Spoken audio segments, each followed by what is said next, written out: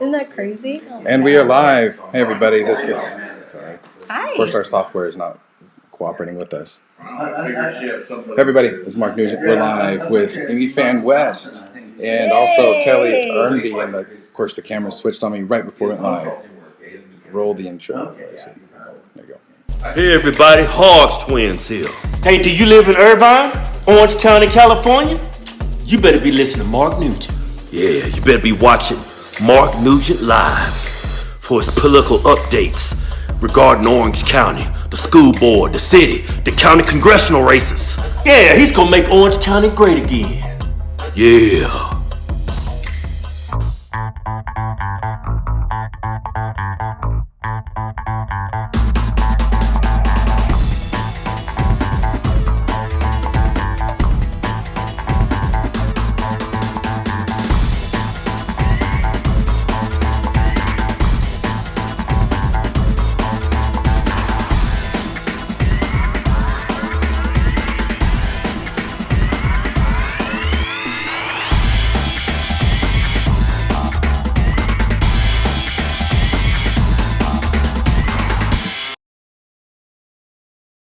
And we are back. How's it going, everybody? So we're live. It's gonna take us a minute. We don't have a script today.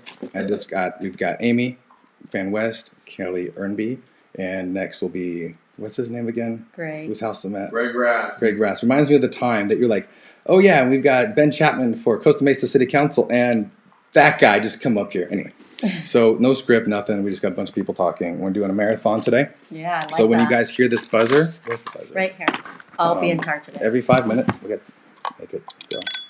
So every time you guys hear this, we're gonna go check out the candidate websites, and we're gonna ask for donation. Myself and my co-host will be here for the next 3 to 4 hours until we get tired. We're gonna swap out, interview multiple candidates, and ask them to for you guys to their live stream. The goal is $2,000 per candidate tonight. Last time we did this, we got $2,000 in 2 hours for Colonel Greg Ratz for U.S. Congress. So. Nice. Up first, we have Amy Fan West, and then Hi, everyone. so we can even also we can cut in Kelly Earnby on split screen, so you're on screen now too. So you can see yourself. So Good evening, everyone. both of you guys have commercials, so we'll figure we'll go show those. You guys want to watch your commercial? Which one first? Doesn't matter. Okay, let's watch Kelly's. It is pretty short. Is this my commercial? Your about commercial. Immigration. Yep. Just where I stand on immigration. Hi, I'm Kelly Earnby. I'm running for the state assembly. I want to end sanctuary cities. I want to stop free handouts to the illegal immigrants so we can return our state to law and order once again. I will fight to protect our borders. We have a legal system. We need to follow it. Vote for Kelly Earnby for assembly.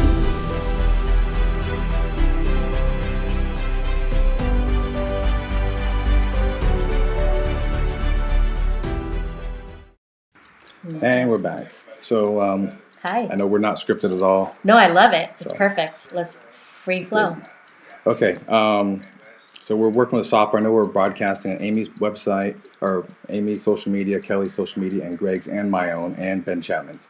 So next, You want to watch my her show? yeah, Commercial? we'll do Amy's commercial next. Striving for freedom, you know, a land of opportunity, which is America. Everyone flocked to America. Hi, my name is Amy Fan West. I'm running for Congress for the 47th District, which is from Westminster all the way to Long Beach.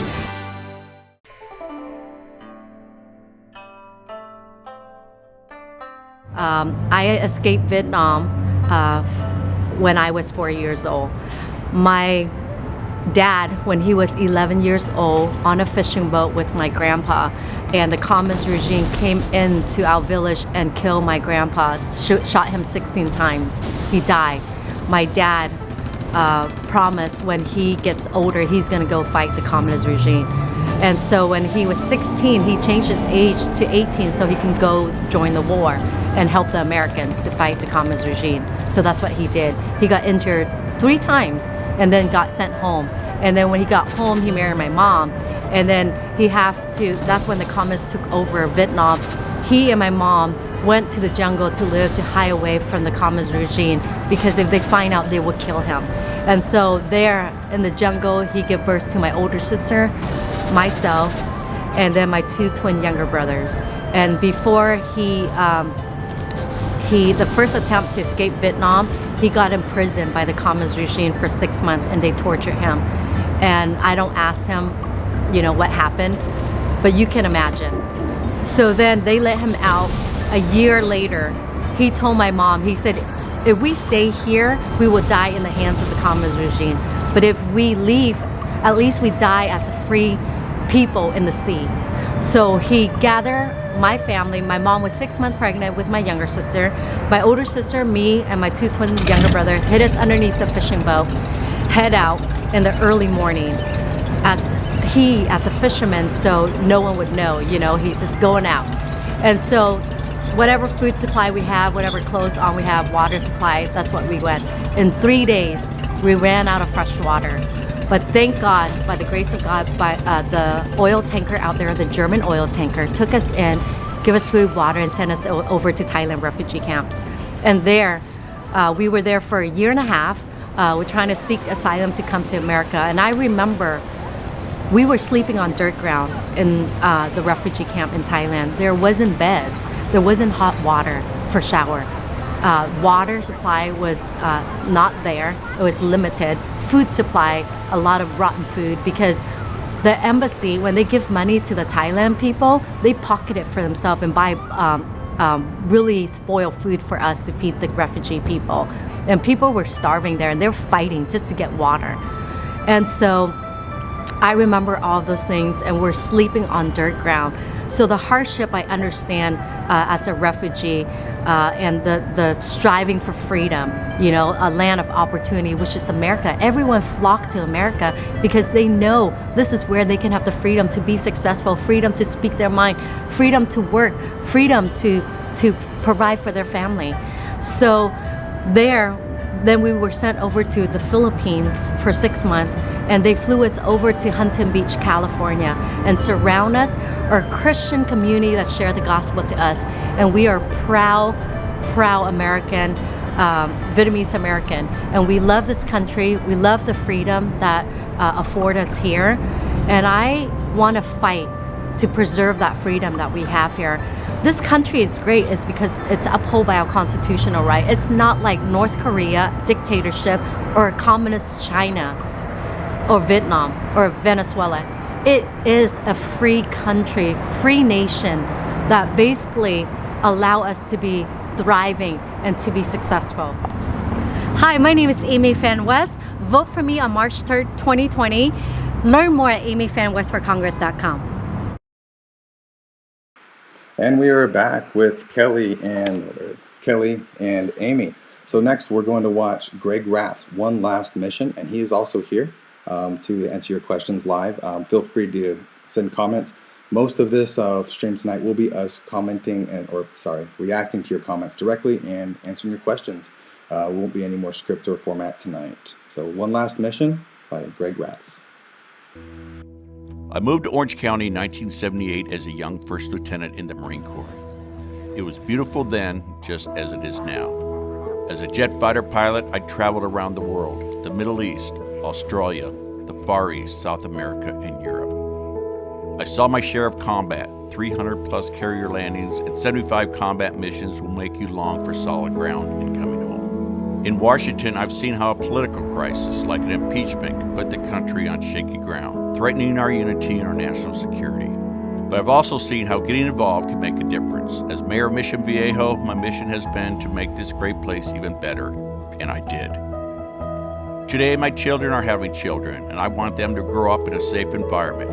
As your representative for California's 45th Congressional District, my last mission would be to keep Orange County secure and prosperous for all of our families. I am Greg Rath, and I approve this message. Okay, and we were back. So I'm going to show you guys their websites real quick. There was some comments of where is the,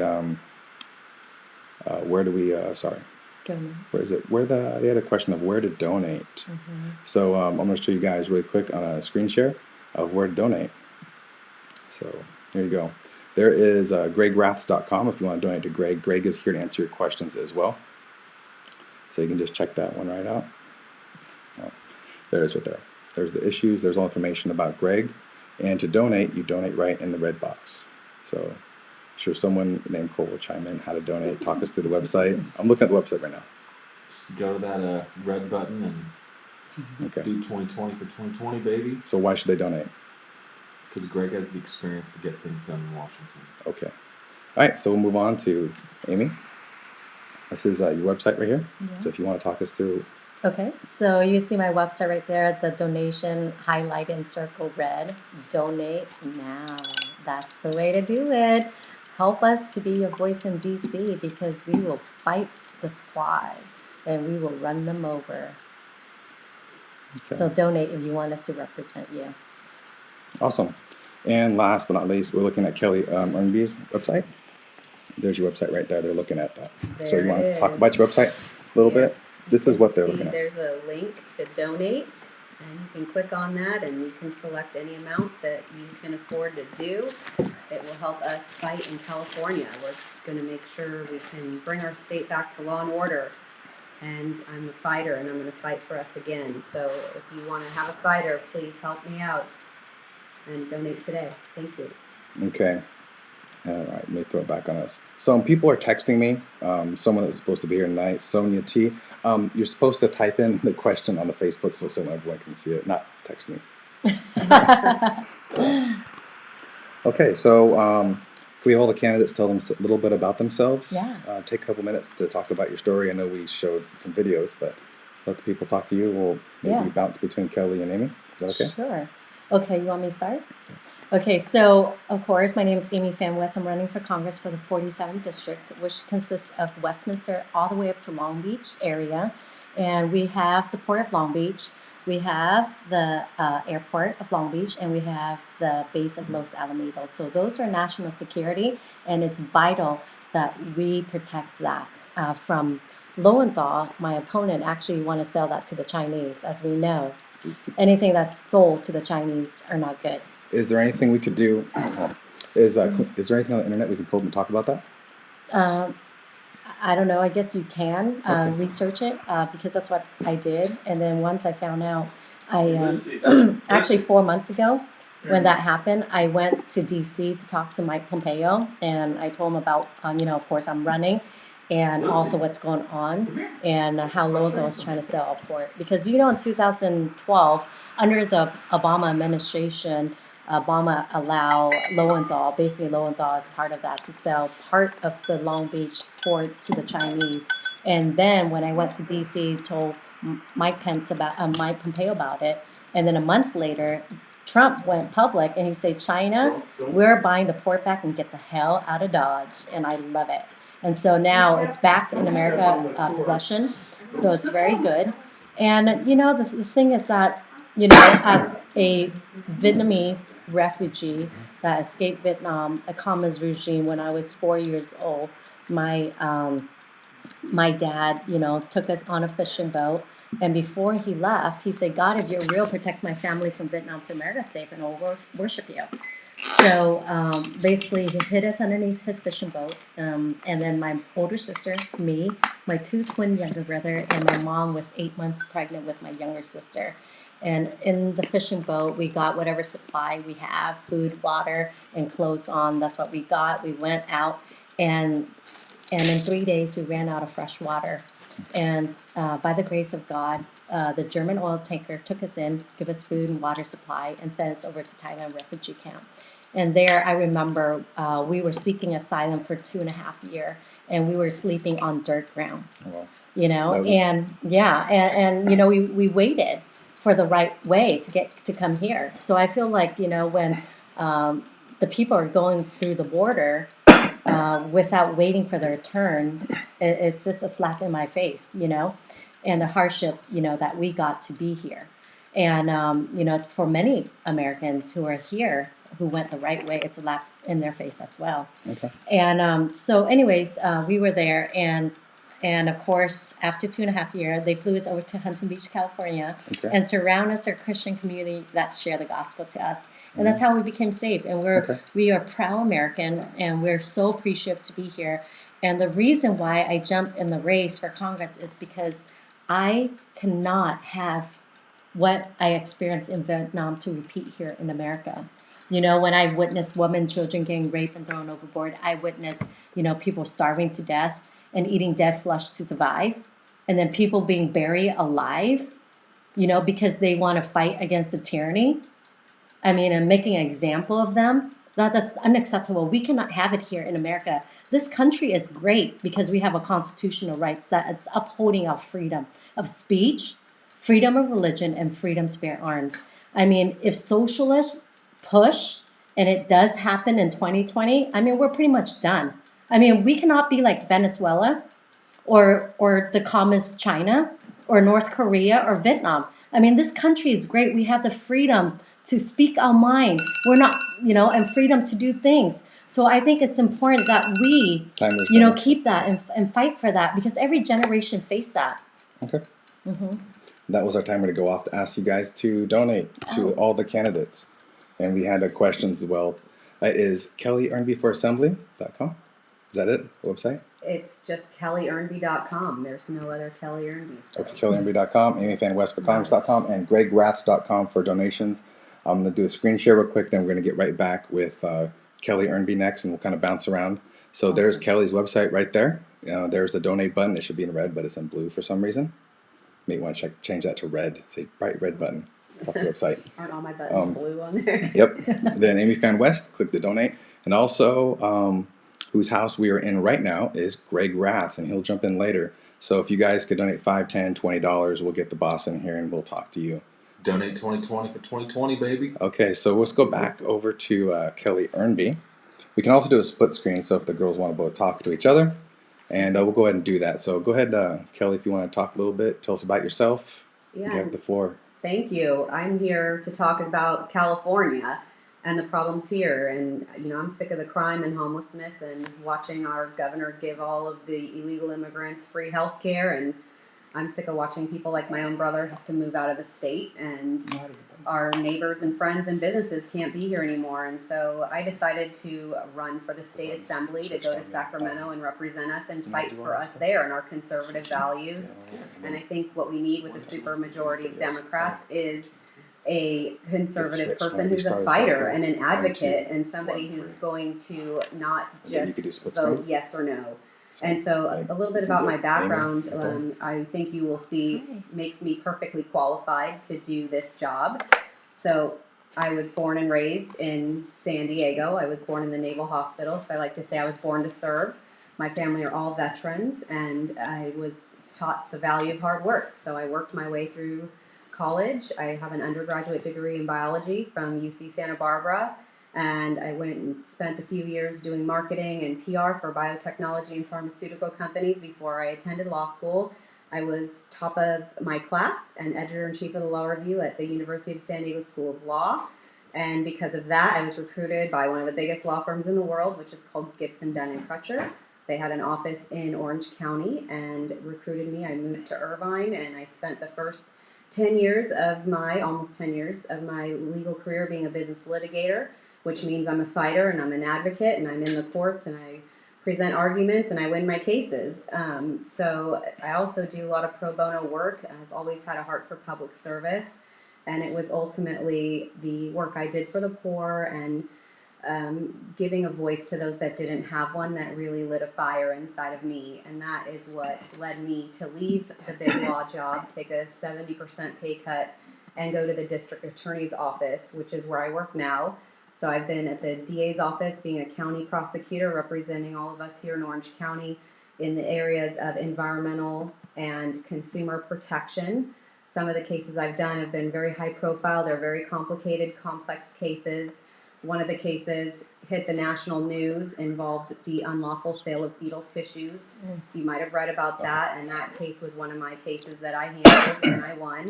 I've also taken the case all the way to the California Supreme Court, where I was privileged to argue for states' rights, and I won. And I've had several third strikers that have been eligible for release thanks to all of the great propositions that our voters have enacted, 36, 47, 57. And I fought a lot of those, one of which was one of the heads of the Mexican mafia. And of course, I worked really hard, and he's still behind bars. So I've done all of that, a lot of hard, complicated cases, and I'm a winner. But at the same time, I worked so hard that I also went back and got a master's degree in public administration from USC while I've been a prosecutor. So when I say we need a fighter and we need an advocate and we need somebody who's going to really work hard for the people in Sacramento, I think you can see from my background that that is something very special that I can bring to all of us. And in addition, as a fresh face for the Republican Party, I mean, it's such an honor to be here with Amy Fan West right now. I feel like we have a comeback with new, fresh leaders for our party. And I'm honored to sit here with someone that's working as hard as I am out there knocking on doors. And we have grassroots following. I have a lot of volunteers, and we are working, making calls, and going back to the basics of what it takes to really bring our voices, bring our party back to life, and it's working. And so I'm glad to be here. Thank you, Mark Nugent, for having me here, and we are ready to accept more donations. The budget's going on. So if you like what you just heard and you want to help us, it does cost a lot of money to run our campaign. So donate now. That's right. Thank you. Awesome. Okay. So where we at? So that buzzer means mic's off. Sorry. Buzzer means time for to money. So anyway, yeah, greatgrass.com. You guys actually talk about, you guys mentioned your website. What's your website address again? So amyfanwestforcongress.com. You can donate there with the red button. And Kelly? It's kellyernby.com, KELLYERNBY.com. Yes. Okay, that's Kelly's. And also Greg is with us shortly. So we just changed up where it had a little technical issue, but also another screen changed on me. So just bear with me. So we got a bunch of comments as well. I've been replying to them, just to let you know. Oh, you have? Yes. Okay. Where is it? Where's the... Okay, there we go. Back to... So we're back here. Okay. That was a bad idea to move it over there. Okay. So they're looking at you, Amy, looking at your camera. Hi. So there you go. I'm So- typing in, actually people have been asking who should we elect in different city, and I give them the voter guides, the conservative voter guide with Craig Huey. All they have to do is click on the link, and then not only that, but they can click on their county, Okay. and they can find all the assemblies in their district, congressional, and also supervisors. Okay. And yeah. All right, so I'll put you guys in split screen, and we'll talk about some questions from the audience. Michelle says, donate to the candidates. Someone, that's your comment. But anything else to add? I know we don't have a script Hey, today. Kelly, I want to ask her something. Okay, go ask her. So, I know you mentioned your story and whatnot. Yeah. I love it, So what really was on your heart? When you throw your name in the hat to run, what really stirred your heart to do so? Well, my brother moved to Texas, and that was a lonely Christmas. The first time I spent Christmas, I love my husband very much, but I'm used to having all my family in California. We're multiple generations in Southern California, and he was gone, and I realized, it does look appealing. A lot of people are leaving the state, and my friends and family, and I said, somebody's got to fight for us. Exactly. And I firmly believe a lot of people do have one foot in, one foot out. And I think that if we leave, the problems are going to follow us to the next state. Exactly. So, and this is what I do for a living. I do law enforcement. I do legislative work. Statewide policy work is what I've been doing. And I am a public servant. So I thought, you know what, I'm going to do this. And Awesome. some of my friends from USC, where I went to the School of Public Policy there, actually encouraged me to run. That's and awesome. said you have what it takes to do the job, but also build our party back, which is obviously important. We're never going to get anywhere if we stay as a super minority party. So we have a lot of work to do, and I'm the best candidate to do it. Awesome. Actually, Kelly, I'm really happy that you stay to fight this fight. I mean, we need good people. I mean, as you say, a lot of my friends are leaving as well, and it's sad because, it does look appealing in other states. The taxes are lower, the housing is way better, living is lower, And, they can make more money where the government isn't taking their money, their hard-earned dollars. Exactly. And it's very appealing. But then I thought about it, and I bet you thought the same too. It's like, this is where we raise our family. This is where our livelihood is. And we must stay to fight. Yes. We fight until we have nothing else to give. But I think that's what both of us are in for. I like that. Yeah, and I'm an advocate for people, and I listen, and there's so many people, their freedoms are being taken away, their kids don't have a future, and I see that, and I internalize that myself, and I really see a need for somebody who's an advocate, not politics as usual. That's another big thing that I think has been in the way, and people are just tied to puppet strings up there in Sacramento and at DC as well. And so I do think it takes fresh new people to come in who really have the heart for the people at their aim, and that is why again, I think I'm doing a great job. And I think that's why I have such a big following already. People are hungry for that, and they want real people that are going to really represent them, not politics as usual. So Kelly, would you say that in 2020, this election is going to be completely different, and where actually the patriot in California is going to rise up? Is that you're predicting as well? I'm feeling it. Yeah. You and I are going door to door, and I was out in Huntington Beach today, and people are, so happy to see a new candidate, and it's going really well. Exactly. I completely agree with you, Kelly. And I think it's vital that, we encourage our patriot in California. Hey, California is not a lost cause. Let's prove them wrong in 2020 election, okay? Right. Okay. So we got a question from Tanobi and Haru. And I'll just go ahead and read it, because you can't see my screen, Kelly. No. On the topic of the homeless situation in California, do any of you have any thoughts on that note or ideas how to fight this crisis? Now, before you respond, Amy, it's more of a state and county issue. Would you agree, Kelly? Yes. So would you mind? The federal government could have a role, but I can read the question again. You just on top of the homeless situation in California. Sure. Can you share your thoughts on how you some solutions? Yeah, well, there is not a one-size-fits-all solution, and we all know that. This is the biggest, number one problem we're having in California. And the first thing I want to say is what the Democrats want to do and what they're doing is taking a lot of money and trying to throw money at the problem. And you can see that after 2 decades of that, it doesn't work, and it's getting worse and worse and worse. So that doesn't work. And so I actually have on my website, if you go to my issues page, I have a detailed plan set forth on what I think we need to do. And the first step is really treating it as an emergency situation, and this is where a National Guard or California Guard of some sort could treat it as an emergency. Oh. No, go ahead and finish. I'll just set the timer again. So make sure to donate. Donate. Okay. Stop the homelessness. Donate. Yes. I hate to interrupt you, but as you're talking about issues on your webpage, I have it pulled up, so look at it. Oh, good. Yeah, so the first step is really treating it as emergency. I believe that all the homeless, they do need a shower and they need a clean place to be, and that is an emergency, and they shouldn't be dying on the streets while we wait, which is what we're doing to build a perfect house for everyone.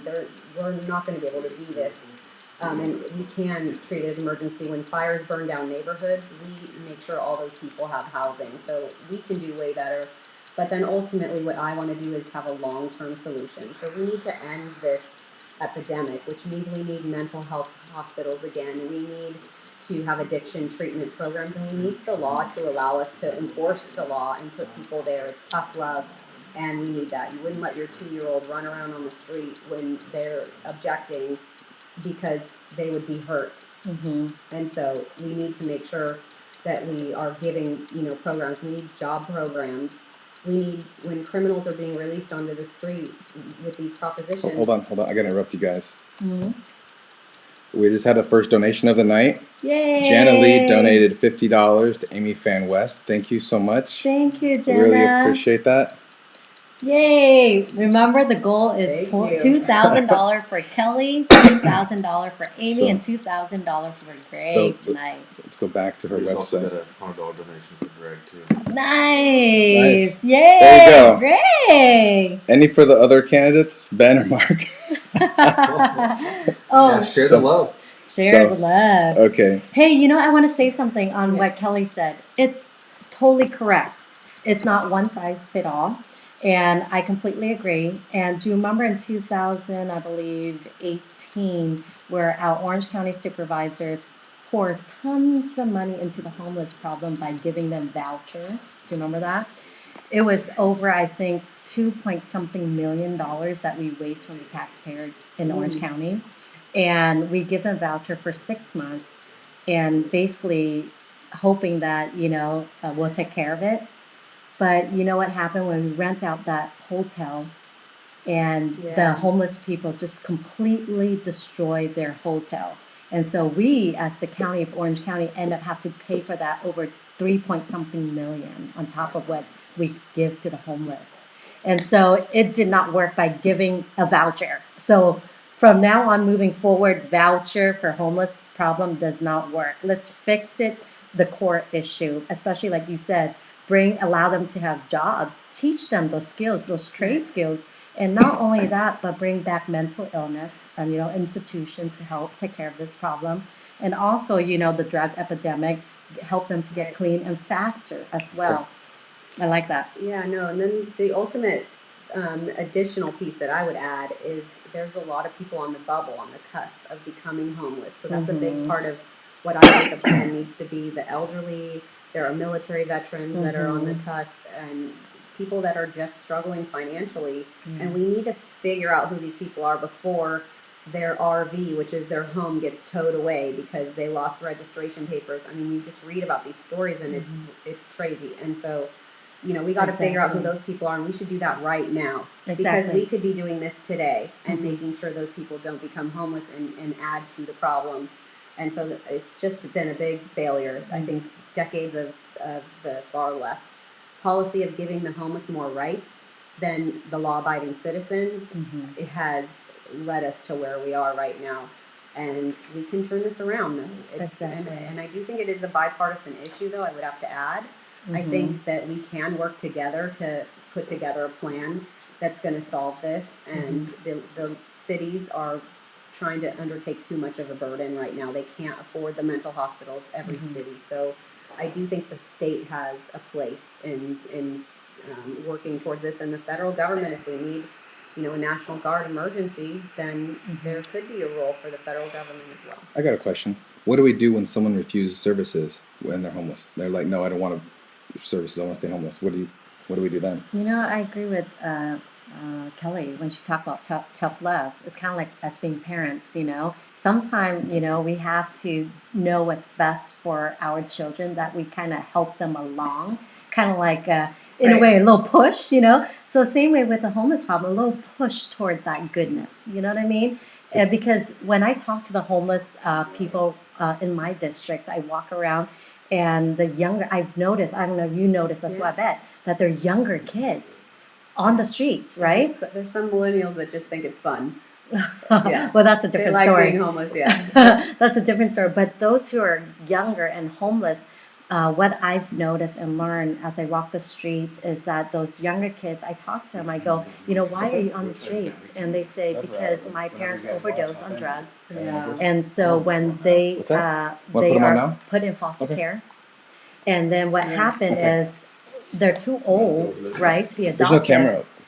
There's no camera They're over there. too So old it's to be gotta go like this. adopted. Then what happened is that they're back on the street again. And the person I talked to, she was homeless when she's 20, so she is now 23. And she's been there for 3 years. And she said her friend was 15 when he was homeless. And then now he's 18. Yeah. And so she said, help us to get out of this addiction, because we're back on this drug, fentanyl and opioids and heroin that's killing our parents. Now we're addicted to it. Right. Help us get clean. And so I think for me, I bet you agree as well, is what I'm planning to implement is different tiers, okay, of help. So for those who are unfortunate, like, are on the brink of being homeless or just lost their job and they're homeless, Right. we can give them the help ASAP and kind of like help them get a job, and whatnot. I think we can do that. And we have 50 seconds. Do you want us to announce donation? Is That what it and is? I was gonna flip a coin and let Greg take a spot for someone that want to take a break. Okay. So, no, not yet. Finish your thoughts. I hate to okay, interrupt go you. ahead, finish. So we were just talking about people that refuse service, I think was your question. And I've been out with Supervisor Doe interviewing and talking to homeless, and we had a woman that was very sick, and we called and we brought help literally to her tent doorstep, and she refused. And, you know, we heard later, you know, she passed away, and it was, we can't help them because they are refusing. And so it's a very hard problem.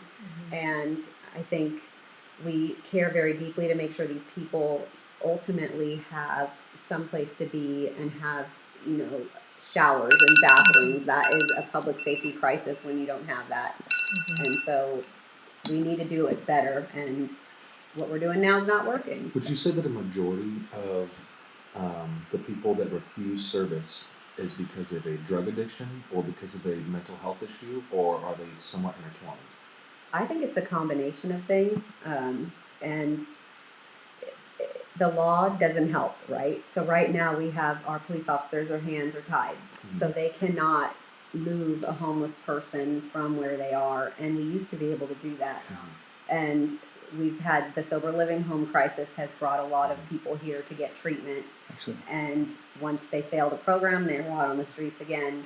And it's just the one thing that is the core central link, I think, of everybody on the street is that they don't have a family or friend that they can call.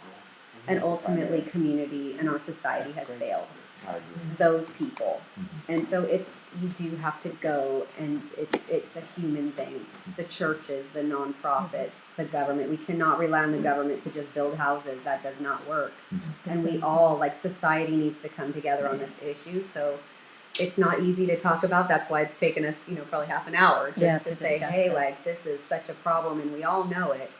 And that's what I do, is complicated problems, getting the law out of the way, and making sure that we are actually helping those people. But at the same time, I want to return society to a law-abiding society. Our regular law-abiding families should be able to use their parks. They should be able to go to the beach in Laguna Beach.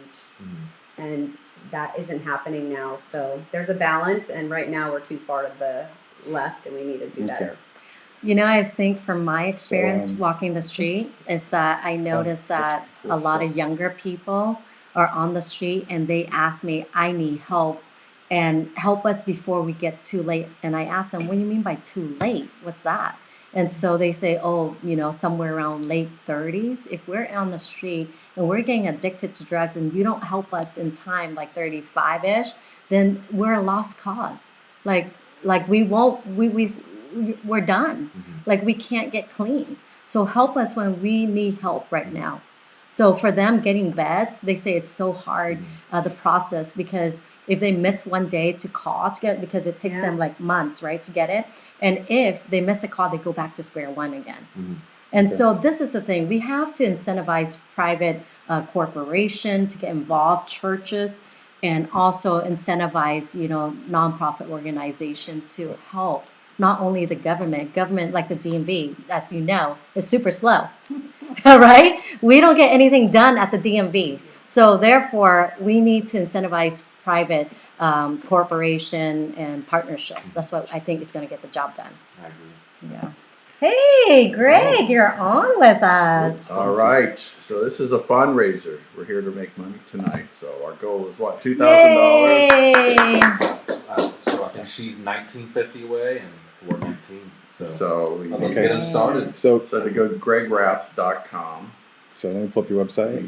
We've got another big mailer going out next week. Each congressional mailer is about $22,000 to get out to the voters. Okay. So Can you walk us through your website? I know it might be a little hard for you to see over no, there. you just go to gregrath.com and then go to donate. It's pretty simple. You put in a credit card, and everybody gives. Say we have 50 viewers, everyone gives $25. And we're there. Really?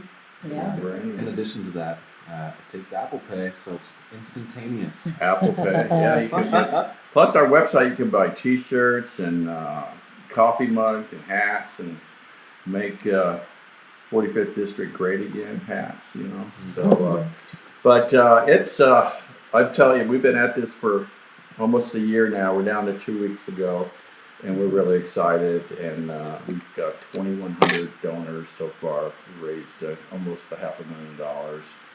Awesome. We're using it very, very responsibly. Trust me, Nicole will tell you.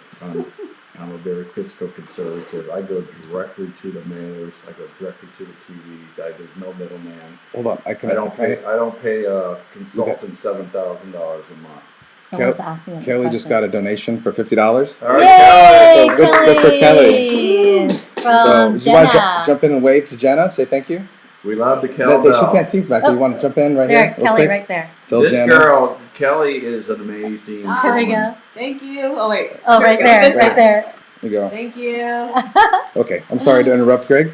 So next you need Greg to get a donation. No, Kelly's an amazing woman, and she's a tough prosecutor, and she's going to be tough in Sacramento. That's what Exactly. We need a fighter.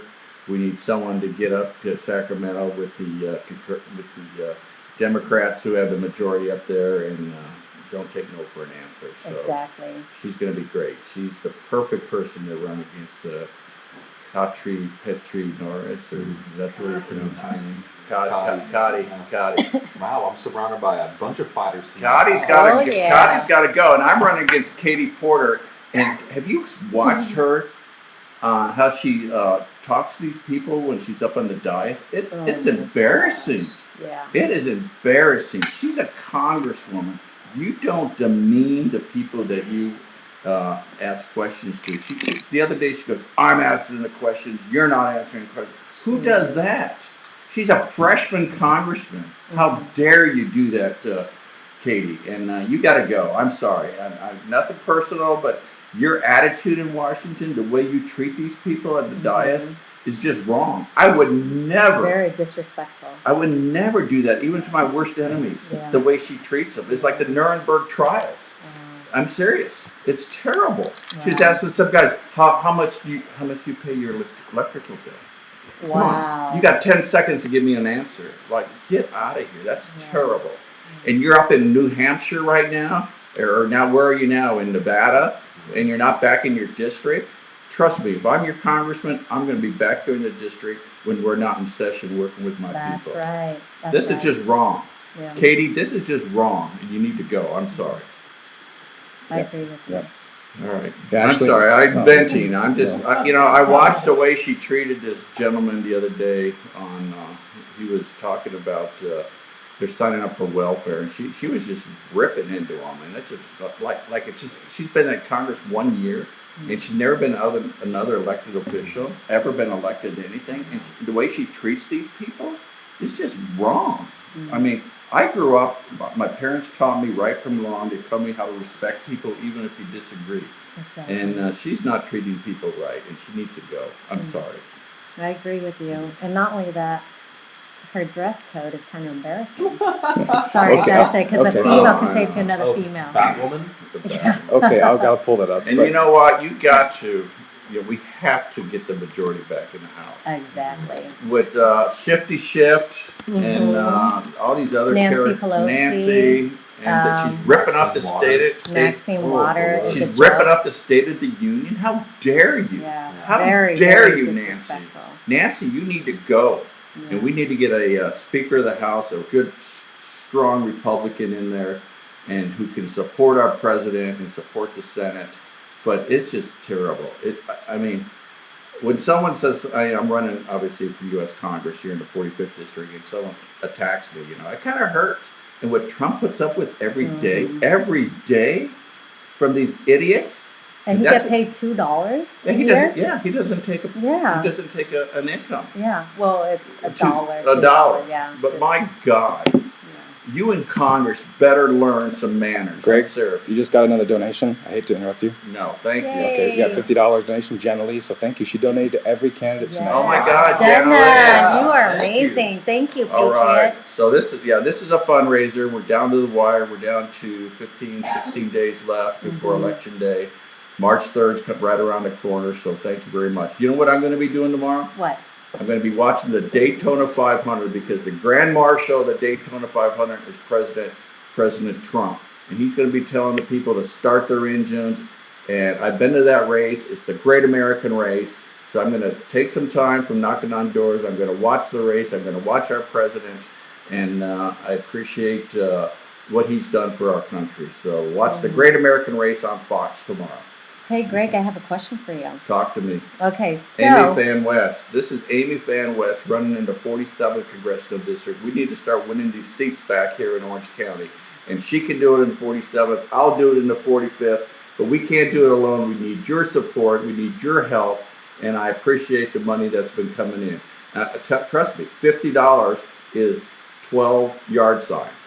And, you know, they're about $4 a piece. And so we put it to good use. And we've had so many people coming in, can we have a yard sign? Can we have a yard sign? Because all the neighbors around that house are going to go, I don't know any of these candidates, but if Jack over there likes Greg, I'm going to vote for Greg. So thank you very much for donating. What's your question? Okay, so I was about to ask you, since a lot of seats were taken in 2018, the Democrats. Taken's a good word. Stolen's another one, right? Or rip us off. Ripped us off. Yeah. So, ballot harvested. Exactly. So the Democrat did that. It's legalized in California. So how, or do you have a strategy or what we should do as Republican in 2020 to win those seats back? What's your thoughts? One of our guys harvested a ballot today. Ballot harvesting was passed by the Democrats. Oh my God. In North Carolina, they voided an election because of ballot harvesting, but in California, it's legal. What is harvesting? You go to your neighbors and say, give me your ballot, I'll turn it in. Well, how do you know they're turning it in? You broke the chain right then and there. You don't know if it really made it to the voter center or not. So I feel it's wrong, but since it's legal, we'll do the same thing. We're going to have captains within all the neighborhoods. We're going to know all our Republican voters, and they're going to go by 2, 3, 4 weeks before an election. Once the ballots get mailed out, and say, hey, have you turned in your ballot? Have you mailed it in? You've taken it in? If not, we'll take it in. Republicans tend not to give their ballots away to anybody, but today one lady, we were walking today, we hit 3,000 doors today in Irvine. And this one lady asked to help fill out her ballot, and they fill out the ballot, helped her with her. She signed it and said, "Here, take it in for me." That's called ballot harvesting. That's legal. Believe it or not, that's legal. My God, my father would turn over in his grave if he saw what's going on in California. I'm serious. So, Greg, did you know that recently I went to a Democrat spy on a Democrat ballot harvesting? And with you, yeah, I want to hear all about it. Okay, this is crazy. Okay, so. I don't know who signed me up for a Democrat newsletter, or I don't know, someone signed me up. I guess it was a prank or whatever. But I keep getting information from the Democrats, right? Yeah. Different events and different stuff. So there was a ballot harvest training, and I go, you know what? Since 2018, we both know that the Democrat won. So how did they do this? So I went there with my beanie. Tennis shoes. I know what type. Do you have a picture? I know what type of hat you had on. No, not the pink one. I can't. Not the pink. Do you have a picture? On my what is with campaign these Democrat women? They wear these pink hats. I went live. Okay, so it's on my campaign. Amy Fan West for Congress. Amy Fan West for Congress on Facebook, and you'll see the video of before I get there. So I live stream walking there, and then when I get in there, I live stream again. So then, of course, the Democrats were looking at me, and I just like nod my head like, yeah, we need to take Orange County, you know, and I just act like a Democrat, right? So I don't get exposed. So you got to act crazy to be a Democrat, right? Do I look like a Democrat? Yeah, no, you act crazy and you start screaming and yelling to the sky. No, but I disagree with them. Resist. Yeah, so one Democrat person who is the staff say, hey, how did you hear about this event? And I go, you know, I get it on Facebook, and I want to help you guys win. And so I felt so bad to say those things, you know. So then they go, well, are you a Democrat? And I go, look at me, I'm Asian, of course I'm a Democrat. and then they're like, well, you know, this is a private event. You can stay here and listen and get the training, but don't record anymore. So I turn it off. Sure. But at least I got at least 15 minutes of recording. So that's very good. So when you turn off the camera, what were they teaching them? How to go pick up ballots? Mm-hmm. So basically the intel. Okay, so in every city in Orange County, they have their office. And they have volunteer lineup or ready to go the 1st of February. To remind people that the absentee ballots are coming in and they're coming back to get it. And they're targeting the Democrats. And then for the younger Democrats, aged from between 18 to 25, they have a different strategy.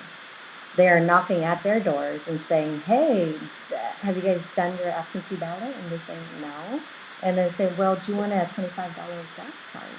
Get out. And the Democrats' kids say, heck yeah. Yeah. I mean, gas is expensive. That's very nice. They'll get you and like then, 1 gallon in California. and so they said, well, we'll give you the gas card if you can give us your absentee ballot. To fill out? Yep. And so they're buying those absentee ballots. Did you hear that, people? The Democrats are giving out a $25 gas card to get somebody's ballot so they can fill it out for them, correct? Exactly. And so that's another thing they're taking on upon themselves to secure those votes for the Democrats. Right. So as Republican, and the other thing they're doing too is ballot harvesting party. Do you know what that is? You tell. Okay, so what they're doing is like a wine cracker night event. Gather your friends, bring your absentee ballots, bring it in, and then the hosts have the voting guy right there. They tell you fill out, vote it out, and then give it to the host of that household that night, and then they would take it in to secure each ballot for each vote that's counted for. So for Republican, you know what? I'm kind of sick and tired of this. I notice a lot of Republican when I talk to those who are running, because this is what they get intel from the GOP, stating, you want me to finish this? Yeah, stating, then they're going to have Kelly Ann come back. Okay, perfect. I would love to trade with her. So they're saying that, we cannot ballot harvest Republican. Yes, but that's BS. And I'll tell you why. Because we can have party as well. We can have the wine and dine party. We can have the OCGOP gathering once a month, tell all the people to bring their absentee ballot, vote already if they wanted to, and then drop it off to Fred Whitaker or any of them and say they will take it in and make sure all those voted are counted for. Because in 2018, all the absentee ballots that are mailed in are not counted for. You know what their excuse is? Oops, it got lost. In the 21st century, it got lost. Well, in 2018, 250,000 ballots were dropped on the Orange County Office of the Registrar on election night. Mm-hmm. All of our candidates were ahead going into the day after the election. I mean, Mimi Walters is up by 10,000 votes, and she loses by 10,000. Roebuck was ahead. Everybody was ahead. Yeah, they cheat so bad. Yes. So I got to raise money to buy gas cards. Is that what you're saying? So we need some money coming in from all you people watching. Oh, we got to hook up with Bloomberg. Oh my gosh! So this we'll is get some Trump money. So when I come back, I'm going to tell you guys how to be proactive and then how to secure those votes. Okay, but right now, are you going to go back to another one of these things? Oh yeah, but right now, listen, I'm going to trade with Kelly. Yes. Okay. So I'm going to trade with Kelly and have her talk, and then when I come back, we're going to talk about those two important issues. All right. Okay. Let me ask Mark, our host, is anybody watching this tonight? It's a Saturday night. Most people are out either at the movies or watching CSI or the Greg Gretfeld show or something like that. So. I'd say so far probably 500 viewers are watching this. Okay, that's very good. I mean, and like on my personal page, I got 34. We have some on Kelly's. We have some on Ben's. We have some on yours. Let me tell the people. Am I on right now? Yeah. The 45th congressional district. Irvine is the largest city of the district. Okay, about 250,000 people live in Irvine. The mayor is Christina Shea, and she's endorsed me. And the Greater Irvine Republicans, which is a group of almost 1,000 members, have endorsed me, and they walked for me today. Like I said earlier, we hit 3,000 homes. The next biggest city is Mission Viejo, and I was mayor last year. Can I play your GIR endorsement video, sir? I would love that. Okay. We're going to play my GIR endorsement. Yeah. Hello again, I'm Greg Raths. March 3rd's right around the corner. I asked for your vote. Great news today.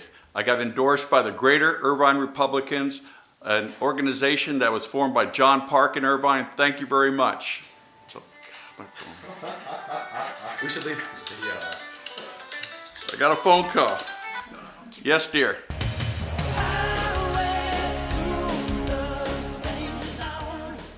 My wife calling. That was my wife calling him when I was filming the video. Hey, Kelly's on They're with not us. going to believe that. Kelly and I have been walking Irvine, and actually, Kelly, I walked Laguna Woods for you the other day. did? Yes, a friend of mine got me in. It's hard to get into that community, but we went in, and actually, this Democrat, I was talking to her, and she goes, I already voted, Greg. I go, did you vote for me? She goes, I voted for Katie Porter, but now that I met you in the general election, I promised to vote for you. So that's pretty cool. So. All right. So did you tell her to vote for Kelly Ernby? Yes, everyone loves Kelly. You hit it all. We went to the Laguna Woods Republican Club a couple weeks ago, and Kelly Ernby was there with her opponent, whose name I won't mention. But you hit it out of the park. Everybody in that room says you're going to vote for Kelly. And I'm convinced that's why your opponent backed out of a debate that was scheduled. Oh, I heard that. I mean, they had the hall, they had the money, they had the caterers, they had the sponsors, everything was go, and she backed out. What happened with that? Yeah, it was finally, I actually have been challenging my opponent to a debate since last August, and finally she accepted, and at the very last second she just backed out. And I think that shows perfectly who's the better capable, qualified candidate for a job that requires debate. Probably doesn't want to debate an attorney, huh? Well, I'm sure I will win the debate, but that's not the point, right? The point is she accepted it. Yeah, and then backed out. And backed out. Messed up a lot of people's schedules. Right. There was a lot of people that paid for the event. Sponsors were already lined up. Right. But ultimately, if you can't debate in a friendly environment, you can't go to Sacramento and debate on the assembly floor. And so to me, I hope everybody knows that, and I'm making sure, to share that information, because that is very concerning to me. And once again, going back to this, what I've been talking about is the politics as usual, getting that out of the way. What we should be doing is putting up great Republican candidates that will debate, that will sit on live discussion and answer questions from the people, and not sit at home just spending millions of dollars or however much money, sending out mailers all the time. And I think that's why our party has been losing. And so to not have a debate of the two Republican candidates in the 74th district is a shame. And it's not because Kelly Ernby doesn't want to debate. And we'll leave it at that. Right. So now, when I ran in 2014, I ran against Mimi Walters, and she wouldn't debate. She would not come out to debate me. And she lasted 2 terms, and she's gone. So, when I'm elected as your next congressman, whoever wants to debate me, anybody in my own party wants to challenge me, or obviously the Democrats, I'd be happy, because what do you got to hide? You got to be up and open with your people because you represent them. Go ahead, Cole. So I got a question. It was actually a text message from somebody that's watching on YouTube right now. Awesome. And they said, Kelly, what's the main difference between yourself and the other Republican challenger? There's a lot of differences. I encourage people to look at the race and think who's going to do the best job. And what we just talked about is one of those issues. The assembly, a lot of people don't know what the assembly is. It's a lawmaking job. It's the Congress for our state. And it requires somebody who knows the law and can debate and fight against the supermajority of Democrats. So I'm more capable to do that job, but also we have to think long term. Who's going to regrow the party? We talked about that at the beginning of this evening, and I'm more capable. I can show it to you. You can look at my campaign and see the momentum that I have already grown with a younger base of people, of moms that are coming to the party.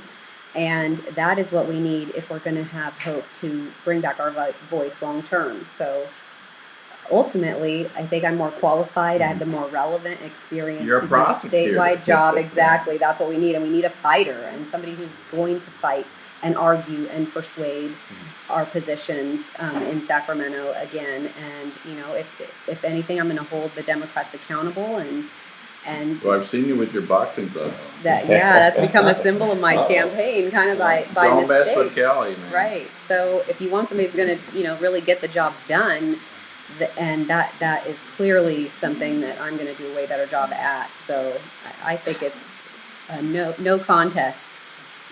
And I'm number one on the ballot. So. All right, go ahead, Ben. Hi, everyone. My name is Ben Chapman. I am running for City Council over in Costa Mesa here in Orange County in District 2, which is which covers South Coast metro area. And I just wanted to hop on and thank Amy and Colonel Raths and Kelly Ernby for joining the live stream this evening. As Kelly said, there's not that many people who would actually do this. So, and I want to thank Mark Nugent for having the live stream. But I won't take up too much time. They have an election day coming up. Mine isn't until November, so I want to focus on them. But I want to just encourage everyone to get out the vote. Make sure you turn in your ballots. Vote on March 3rd. Vote for Kelly Ernby for Assembly, the 74th District. Vote for Colonel Greg Rath in the 45th Congressional District. And vote for Amy Fan West in the 47th Congressional District. Thank you very much, everyone. Have a great night. So the Fan West, so that's your main name is Fan? Yes. And then West is your married name. So Amy's your... I know, I heard that. So when you're in Vietnam, your name wasn't Amy. No. What was it? It was Yến Thị Phan. Eat Tang Fan? It's Yến Thị Phan. Fan. So Yến is it's like a black bird, raven kind of like. All right. And then Thị is like the middle name for a female. Okay. And then Phan is my last name, my dad's name, so of course. And then when I became an American citizen, my mom always wanted my name to be Amy. So Amy, and then Fan is my last name, so I use that. But before I got married, it was Amy Yen Fan. So I used my American name, American citizen name, and then Yen is my Vietnamese name, and then Fan is my last name. And then when I got married to Jeremy, my husband, The white guy. the white guy. So it's Amy, Fan. I took off the Yen, so Fan and West. West. Have you been to Vietnam lately? I went to Vietnam in 2000. 2000. So it's been 20 years. Yeah, and you know what happened? Since it's a communist regime, my dad went with me, right? And so they blackmailed my dad. They blackmail your dad? So my dad. So because the communist regime, they know the older generation fear the communist regime. So they say, hey, you want your luggage? Give me $500. Get out. Yes. And so my dad, I go, Dad, do not give it to them. And so he's like, okay. He give it to them. Oh my God. And that's how they blackmail, and that's how they get money from the people. But for me, Have you been to LAX? Yes. But see, the thing is that they didn't even mess with me. No, Because I'm because American they know, citizen. they know. Yeah, they don't want to mess with us. But my buddy just came back from Vietnam. He was over there touring. Wow. And if you cross the street, you got all these Bikes. bikes going real fast. They say just walk and don't look, and they'll stop and they'll go around you. No, they don't look for you. You look for the No, the they bikes well and they cars. say just walk across. That's what he told Was me. he white? Yeah, he's a white guy. Maybe that's why they don't want He's to in kill my- a white guy. Yeah, he's my rotary club buddy. So. All right, so where are we at here? Anybody giving us any money yet? This is a fundraiser. I do have a message for you. Not a It's fundraiser. It's a fundraiser. What's my message? I have a hi from Caitlin and Eric. Caitlin and Eric, those are my granddaughter and grandson from beautiful Irvine. If they're 18, maybe they can vote, but I don't think they are. I think they're 6 and 3.5, maybe 4. Well, and I the should know. Democrat, I mean, anyone can vote. No, these You're are my. a No, they better be Republican. Better be Republican. Isn't that all? Have you guys been noticing that you'll go to a house and both parents will be hard Republicans and their kids a socialist? Yeah, no. Yeah, I'll go The both. college scene. Yeah. The kids are never with a party. Yeah, or They're the either MPPs. independent, no party preference. These youngsters aren't picking parties. Like, we kind of just picked the party of our parents. That's the way it kind of was when I grew up. But, You know, I agree with Anyways, you, though. so A it's- lot of younger college students are Democrats because their parents keep calling the office. well, they want free college. They want the big Bernie Sanders to wipe out Debt. their debt. Mhm. And how crazy are you to get into debt in college? Don't get into debt. Get a job during college and go to a state school. They're only like $4,000 a semester plus books. Get a job.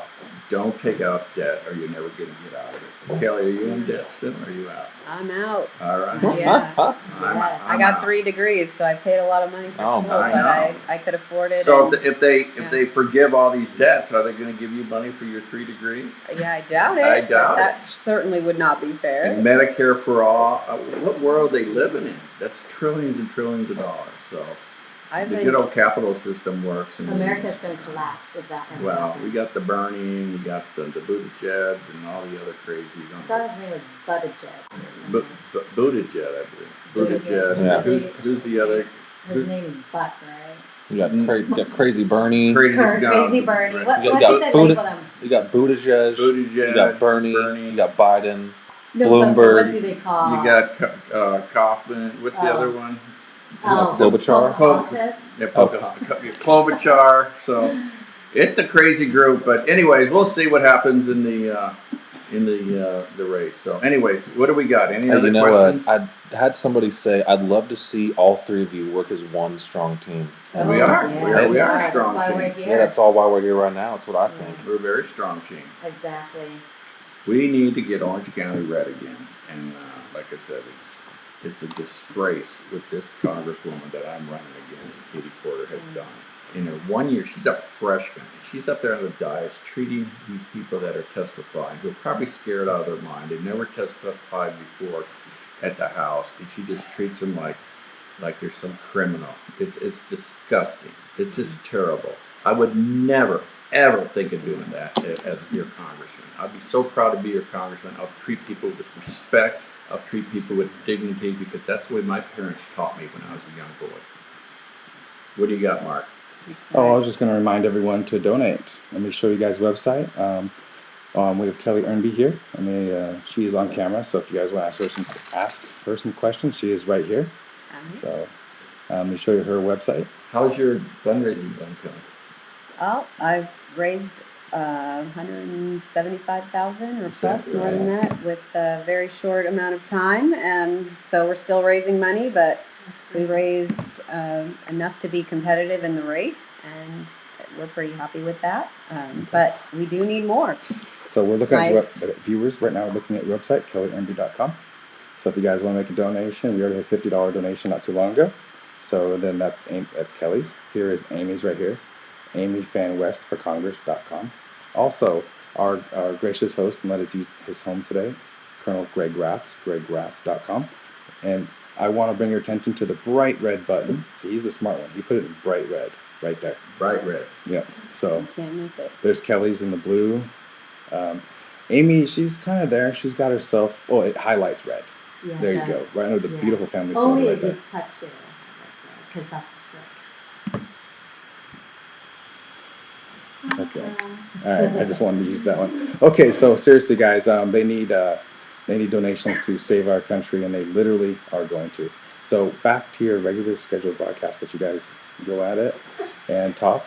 Well, right now it's the 15th of February. From what Cole, what's the percentage of people that turn in their ballots so far? We're at 4%. 4% of all registered voters have turned in their ballots. In fact, we walked today and everyone's like, "We already voted for you, Greg. We already voted for you." And the other night we had a meet and greet at this house in Laguna Woods. He's supposed to have about 25 people there, but he only had about 20. And he goes, "All the other people decide they already voted for you. They don't need to come and listen to you." Okay, we have a question for Kelly, but I want everyone to answer it. Well, let's go with Kelly then. Okay, they said, I have a question for Kelly. Can she share more on her work for parental rights?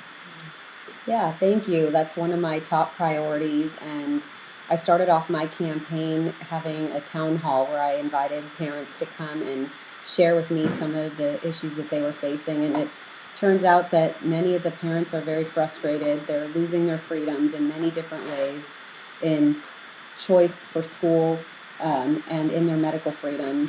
And it's unacceptable what's happening. And I've gone and argued for a charter school for school choice. And I've become a strong advocate listening to the issues that the moms and parents have when it comes to the medical freedom movement. And I encourage people to actually listen to what they have to say. They have been tagged as being anti-vaxxers and things of that nature, and that's actually not true. A lot of the moms have children that are injured, admittedly injured by vaccines, and they want to share the risks and the harms that their kids have suffered. And I listen to what they're trying to tell me, and I think they need a strong advocate. And we've had several bills in Sacramento that have taken away the ability to have a discussion with your doctors. And doctors and patients should be making decisions about what medications, what vaccines, what you are taking into your body. And ultimately, as a Republican, I believe in freedom, and I believe that the government shouldn't be mandating things. And I know it's controversial when it comes to vaccines, and people think, oh, the whole society is going to fall apart. And so I'm actually willing to sit down and talk about these issues, and no one else is. And I think that is why people are looking to somebody like me, because I'm not afraid. And we are going to be listening to them. So there was a bill, SB 276, that passed, and that actually sparked a lot of concerns, because the liberals are wanting to take away any exceptions, and some of these kids are already vaccine injured, and now they have no exception, and they're looking at leaving the state. And I could go on and on and on about it, but these are not, crazy people. They are moms and families, and they deserve to have a voice. And so I'm listening, and I encourage everybody to look more carefully at the issue and not just call names, because when you really dive down and look at who these kids are, there are real injuries that have happened here, and My son was injured. unacceptable. He got his first set of shots, and it was contaminated batch of vaccine. Right after the doctor the week before said it's totally safe. My wife said, let's get it. I said, okay, but we made that decision. It wasn't forced on us, but he was injured. But luckily he's fine now. Right, and people should take vaccines, right? I'm not anti-vaccine, but I am a pro-consumer protection deputy at the district attorney's office, and what we do, we hold companies accountable, so they have to advertise what the risks are, and the companies are doing that, and they need to make sure that their products are safe. And if there is a risk, we just need to know what it is. And I think that's all that these moms ultimately want to do, is to make sure that the vaccines their kids are taking are safe and they're tested, and they aren't risking autoimmune disorders and seizures and death for some of these kids. It's really something we need to all take a look at. But ultimately, it's become an issue because the state has decided they want to mandate, and kids can't go to school, and they're not listening. Hey, Mark, I'm going to bring Abe in real quick. Abe works for my campaign, and he's been going door to door. He's hit already 5,000 houses, so he's going to talk a little bit about what the people are saying. He's got a voice problem. He's got an operation coming up to work on his voice box, so I'm going to bring him in. Come on in, Abe.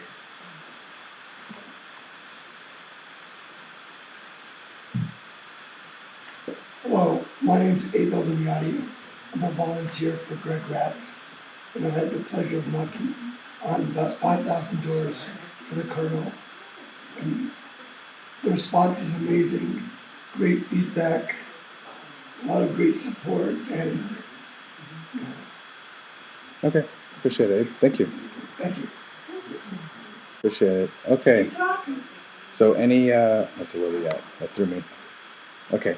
I was going to ask you if someone wanted to donate to your campaign. Should GIR. What's the website other than looking at their screen? It's kellyernby.com. It's real easy. The donate button is blue, not red, on my page, on the right-hand corner up at the top. And then we had someone talking about education and Mark, we got the GIR events coordinator here tonight. Yes, we do. You want to put her on? If she wants to. Come on, get over here. This is Greater Irvine Republican. You put on the headset and talk. You want to talk, Amy? Yeah, that's what you want me to say. Sorry. I just wanted to cut to you while you're playing with your phone. No, I'm answering questions. Awesome. Yeah, we've got multiple streams going on. So I've got like on my personal page, your personal page, so a bunch of people are saying this. Before we cut to Suzanne, could we give Amy her final word? I'm sorry, Kelly, can you give your final words on what you were saying? Are we finished with your comments? Education. On education? Well, just I didn't want me to cut you off. Yeah, I mean, there is some other issues for the parents. It deals with the curriculum that parents are seeing in their schools and the sex ed and the programs. There's a gender identity curriculum that is taking away a parent's ability to talk about sensitive issues with their children. And that's drawing a lot of parents to want to leave the public school system, and ultimately they want to be parents again. Why is our state dictating every little detail of They're communists. Yeah, they're definitely moving that direction. And so, by listening to the parents, unfortunately, I don't have kids on my own. And so that's just not something that's worked out for me, not yet at least. And so I don't come with any prejudice or bias when it comes to talking to the parents about what their issues are. And I'm really literally sitting here reporting to you as to what they have told me. And I'm an advocate. And so these are the things that they are upset about. And those are the things I'm going to fight for when I go to Sacramento. Awesome. Thank you. So up next, now we have, and as you speak, I'm going to adjust that camera, okay? Because Greg was sitting there, he's super tall. So we're going to angle this thing down in just a second. Okay, so can you tell us a little about GIR as I fix the camera? Sure. So GIR stands for Greater Irvine Republicans, and we're a group of people who are politically active and live in the Greater Irvine area.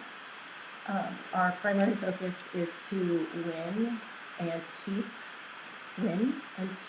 red seats in the Irvine area. And we support all of our candidates in this general area.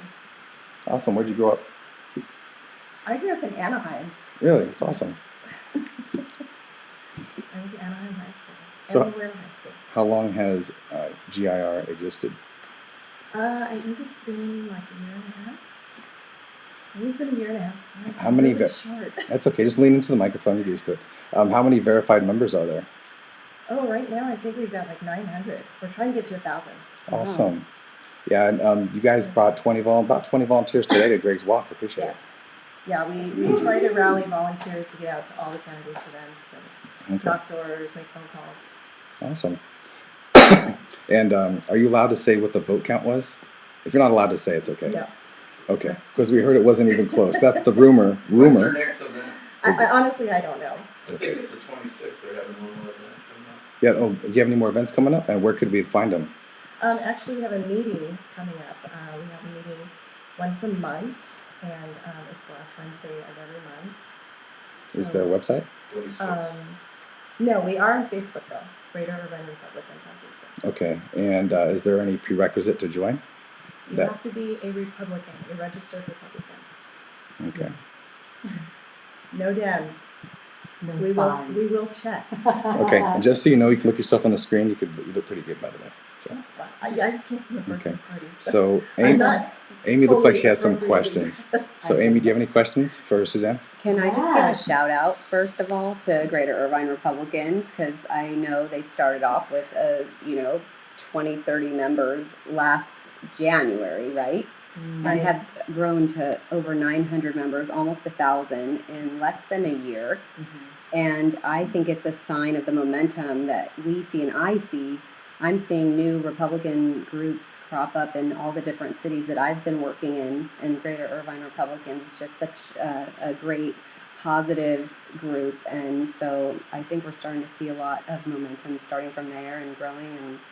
And congratulations, you guys are doing a great job. And anybody who lives anywhere, what are the cities that can join for Greater Irvine Republicans? Oh my gosh, I think we've got people, basically I think Greater Irvine is anywhere within 5 miles of Irvine. We've got Mission Viejo, we've got Newport Beach, Lake Forest, Irvine, Tustin, Orange, Costa Mesa, Huntington Beach. Yes. We have a question from the audience. James Webb says, to all candidates, is there any way you could hook up Apple Pay, much easier to donate and keeps credit card numbers and our info files? Has Apple Pay. So, Great what's that, Greg? idea. We have Apple Pay. Okay, there is Apple Pay. Could Cole post that as a comment so other people can see the Apple Pay donation? And there is the timer. So guys, go ahead and donate. So far, with a couple $100, and he's reached 2,000. Okay, you guys can go ahead and keep up. I'm sorry. I just wanted to actually give a shout out to John Park, who is the founder of Greater Irvine Republicans. He's done a fantastic job building that group. And he left you a comment right there. Oh, yay, John. And he's also running for the GOP Central Committee. So, vote for John if you're in District 68. Yes. That's awesome. So I have a question for you. Okay. So what is your guys' Greater Irvine? What are your goals in the next 2 years? Oh my gosh, I don't know if we've thought that far ahead, but right now, I mean, we're pretty much in the moment, just focused on candidates, supporting candidates, getting volunteers for candidates, voter outreach. We're looking at maybe doing some ballot harvesting. So yeah, we're right now focused on the election. That's awesome. Hardworking. Yes. That Yeah. sounds really great. That's Exactly. grassroots organization, and that is what we need. Exactly. That's Excellent. what we need, and I'm happy you guys are taking that up. That's very admirable. Mhm. Yeah. Thank you. You guys keep talking. I'm just going to show the websites how to donate. Now, do you guys want me This to is- talk about the ballot harvesting, how to be proactive and how to secure those votes right now, or you want me to do that later? I think you started the discussion. Let's hear it. Okay. So honestly, I think everyone who's running for office needs to implement this. So how to be proactive this coming election, bring a friend with you to the voting booth. Since Orange County, they have 200, right, voting center now and Dropbox. So we have to be proactive, and I bet your organization, Greater Irvine, is having people volunteer for the next for the 11 days of voting from February 22nd to March 3rd to keep an eye to make sure there's no fraudulent going on. So every campaign team needs to be doing that, having their team. You see how the Democrat is making it so much harder for us, more work for us to get people there to keep watch. Yeah, so you're talking about poll watchers. Exactly. So every organization, conservative, have to be doing that. And then the other thing, as conservative, in 2018, the polls say over 4 million Christians did not go out and vote in 2018. So this coming 2020 March, we must, as Christians, go out and vote. Because as Christian, we're already conservative, with our viewpoint. We're pro-God, pro-gun, and pro-life. So if we vote, we can change the landscape of California. And not only that, around the nation. Yeah, and that's absolutely true. The hard part is getting into the churches. I personally went with a lady named Amy Freeman, who's also running for Central Committee. We went out to Anaheim Stadium when the Harvest Crusade was going on. And honestly, I was shocked at the apathy. Nobody wanted to register. They didn't care. They didn't want to know anything about it. It was bad. I have to interrupt. Greg just got another donation, so that's pretty awesome. So Greg, you just got another donation. I don't know how much, but remember, this is a fundraiser. We're trying to get all these great candidates money so they can run. And answer to a question that's commonly asked is, where does the money go? It goes to advertising, goes to mailers. It goes to that sign right behind Suzanne. Those nice signs right there. They're probably $5-6 each. So we've got a ton of those, the mailers, all that stuff. Unfortunately, campaigns cost money. We all know that. So, and really quick, I'm going to just show everybody on the screen our websites where to donate. So we got kellyernby.com.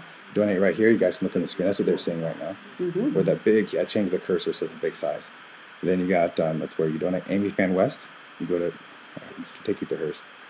Donate right there. Even $5, $10. Come on, everyone give $5. I donated way too much this election cycle. So just donate right there. So right there is Greg's. And then, of course, Ben Chapman. But me and Ben Chapman, we're not running until the general elections. Don't worry about us. Their elections are right around the corner. And there's last-minute things that pop up for Kelly, Amy, and, of course, Greg. So back to you guys. I just wanted to throw that up there. And we got no donations, so that's awesome. Yeah, does everybody know about the primary and how it works? And each of us, the 3 candidates you just mentioned, we each have contested primaries. So we're working to try and get the best 2 candidates is what they do in California. And so it's the top 2. So in my race, it's really interesting because, well, yours as well. It's actually nonpartisan. So anybody from any party, if you're a Republican, if you're a Democrat, if you're independent, you all can vote.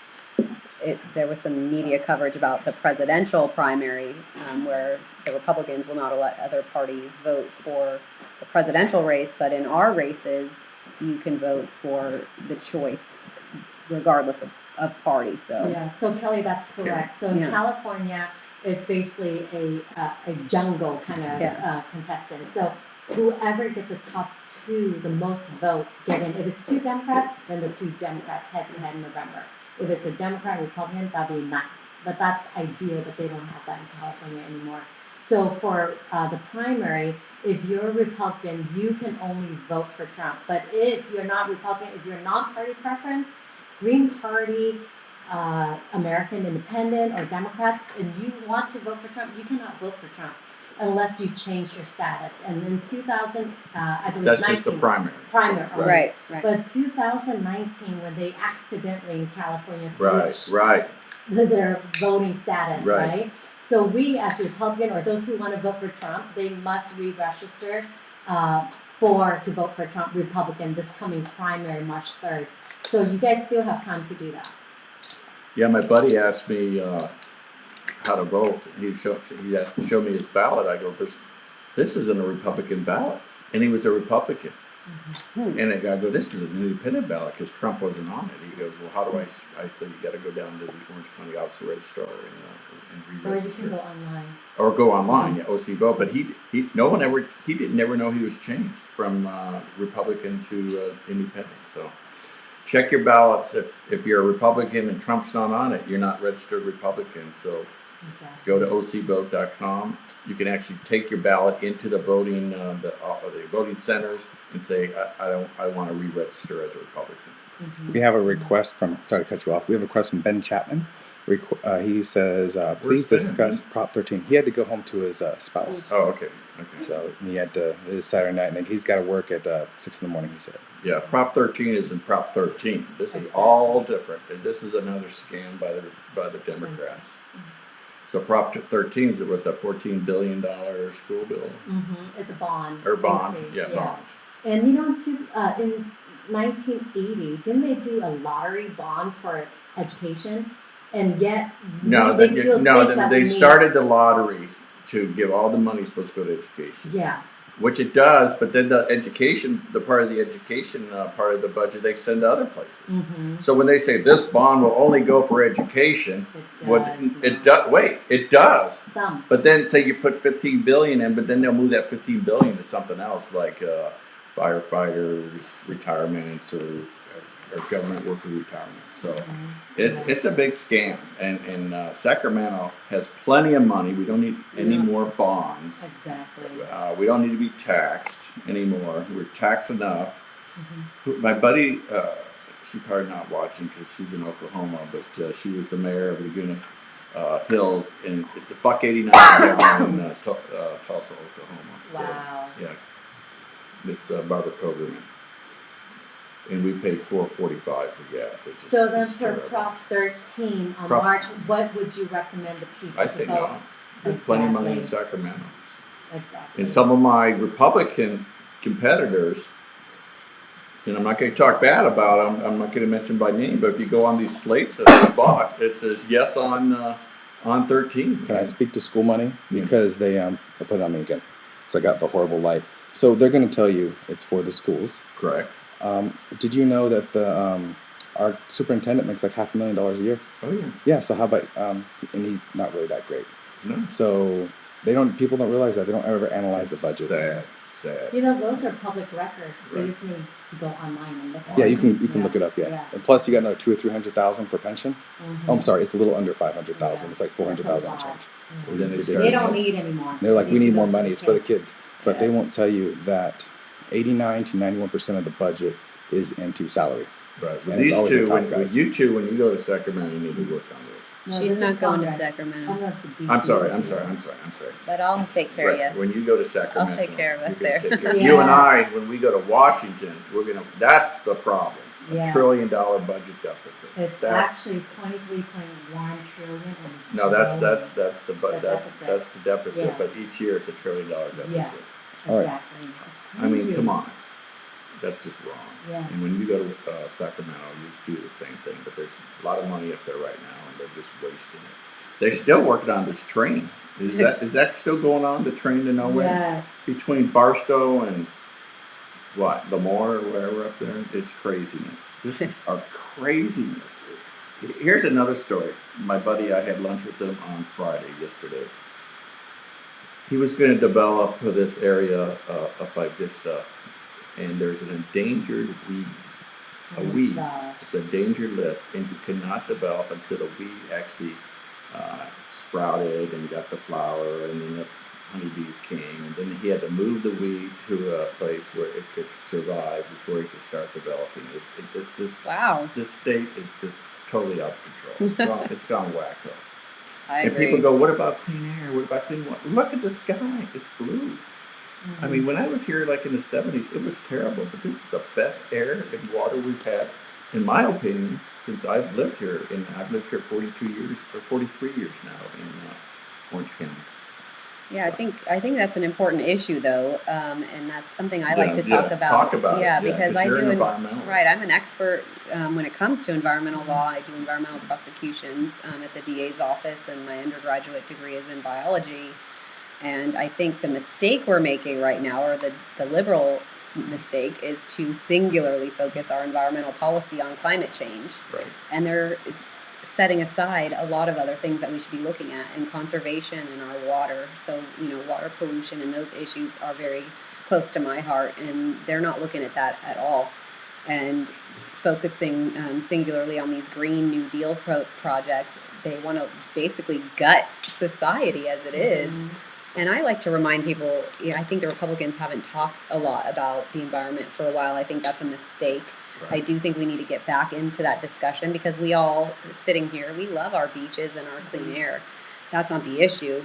The issue is how we go about getting that and getting to that. And right now we are really squeezing, at least in California, our regulations are hurting businesses and forcing them out of the state. And it doesn't help the environment sometimes, not all the time, but sometimes. What's the latest on the desal plant? Is that an environmental problem that they're building in Huntington? Where you stand on that? Well, that is being built. I think the ship has sailed. I haven't been involved, but it was very controversial in Huntington Beach. Some people wanted it, some people didn't. Ultimately, I don't really have an opinion about who and how it was put into place, because I think there was some concerns about how it ended up where it did, for political reasons. Yeah. And I wasn't involved in any of that. But I do think having a clean water source is a good thing. So despite the controversy, I like the idea of not having to go through a drought again, where none of us can water our lawns. I think I'm so classic environmentalist that I still like planting more trees so that we have fresh air, because the trees, why aren't we planting more trees? But when we're not even able to water our lawns, that's something we can avoid by having a desalination plant. The ocean is a massive source of drinking water, and the rest of the world, we're a little bit behind. If you actually look, other countries in other parts of the world have desalination plants, and that's the main source of water in a lot of countries. And so it's technology advancing here. So I see it does use a lot of energy. So there's some give and takes in everything, and ultimately we can't live without clean water to drink. And so I think it's good in that respect. Well, you're in my beautiful house, and my electric bill each year is zero, because on my roof is solar panels. And it's paid for itself twice, and I got them about 10 years ago. And even the newer ones are even better. So I love solar. I have a swimming pool. We have a low flow pump in there. I have artificial grass up front. I have double pane windows to keep the house insulated. So I guess I consider myself an environment, but I'm not a wacko type or far lefter where, we're going to have to park all the airplanes and no one's going to go anywhere. So. Right. Amy, what do you think? I want to piggyback on what Kelly was saying. I feel like water, the left keeps saying, like, we have a water crisis, I go, no, we don't. My family, we love outdoors. We took all of the boys camping at 2 months old. We love hiking, we love mountain bike, downhill mountain bike, we rock climb, we rock crawl with our Jeep. We do all these outdoors. When we go to Yosemite, when we go to the Sierra, there's water gushing through from the mountain snow. And it gets out into the ocean. and they're not capturing it. California is not capturing those natural Right. resources for the people of California, yet they're wasting it. And the thing is that if we capture that, I mean, our water bill shouldn't go up. The milk. We don't have a water crisis. It's just they're not, It's like a this half is a gallon. lobbyist issue, and they're using this on the back of the taxpayer and the Californian people. They don't care about us. They care about money and who's paying them. So the thing is And that we control. nip it, exactly. right? Nip it. in the Nip bud. it in the bud. As a mother, that's what I intend to do in Congress. Yeah, All let the right. people have their water. Exactly. Amy and I were out funding Congress. Yes, weren't smack them. we? Right. Are you going to be younger than AOC? No. No? I look young, Yeah. but I'm 40 this year. Get out. No. Oh, my God. 3 boys. Wow. Okay. Yeah. But you still be young. I'm 66. So Yeah, I'll it's be- okay. I'll But be you still your don't. grandfather. No, I got experience. I'll use That's mine. great. We'll work together. Yes, you know. I think that's very important. So who's the Democrat who has the seat now? Lowenthal. He's tough. You know what? What's your plan after the general He or after the wants to primary? debate me. I keep Well, no, telling they him. won't debate you. If they're ahead in the polls, they're never going to debate you. No, the thing is that he knows I'm going to beat him. He can't debate me. What's your plan? Well, the thing is that, of course, So right now there's second. 3 Republicans So running. 3 Republicans and and so- 3 Democrats. Right. So, Oh, he's being challenged by 2 Democrats. yeah, Wow. so it's gonna be Oh, fun. wow. It's gonna be super fun. And the thing is that the problem with him is he has tons of voting record for the last 7 years sitting as our congressman. And he voted against funding for our veterans. Never once has he voted to fund our veterans. What an idiot. I mean, those are the people who fought for our freedom. Right. That's the least we can do for our vet is to support them and their family. But I'm a veteran, so. Yeah, thank you for your service. So, sorry, but I'm not being political correctness anymore, and I'm fed up with his voting record. If he doesn't defend our vet, he's an idiot. He needs to challenge me. Well, Katie Porter, she doesn't do anything for the veterans either, so. And I know, Mark, you've been working on an issue with her, and you haven't got that. Well, I was going to just say, we're aware of a veteran that in November requested help with medical support. Right. And she goes around saying how much she cares about veterans, but there's a medical issue that needs to be resolved. Veterans called her office numerous times. They've been passing it off as the VA's issue. They sent an email to the VA. There's another one. No, as a congressman, you're the conduit between the VA and that service person. You know, I hate to say good things. You don't just pass it off to the VA. I hate to say good things about a Democrat here, but Congressman Lou Correa. Yeah, I know Lou very well. I was in the office with him, and he said, if there's an issue with the VA, I will go there with you in person. Yeah, Lou's a good guy. Yeah, so that's her colleague, a Democrat colleague, saying that. Is he being challenged, Lou? Is there a Republican? Yeah, running? yes. Is that 46th district? Yes, it is. Oh, yeah, that's the gentleman. James Waters. James Waters. But, you go around saying how much you care about veterans, but there's ones in need of medical care, and you're just like, meh.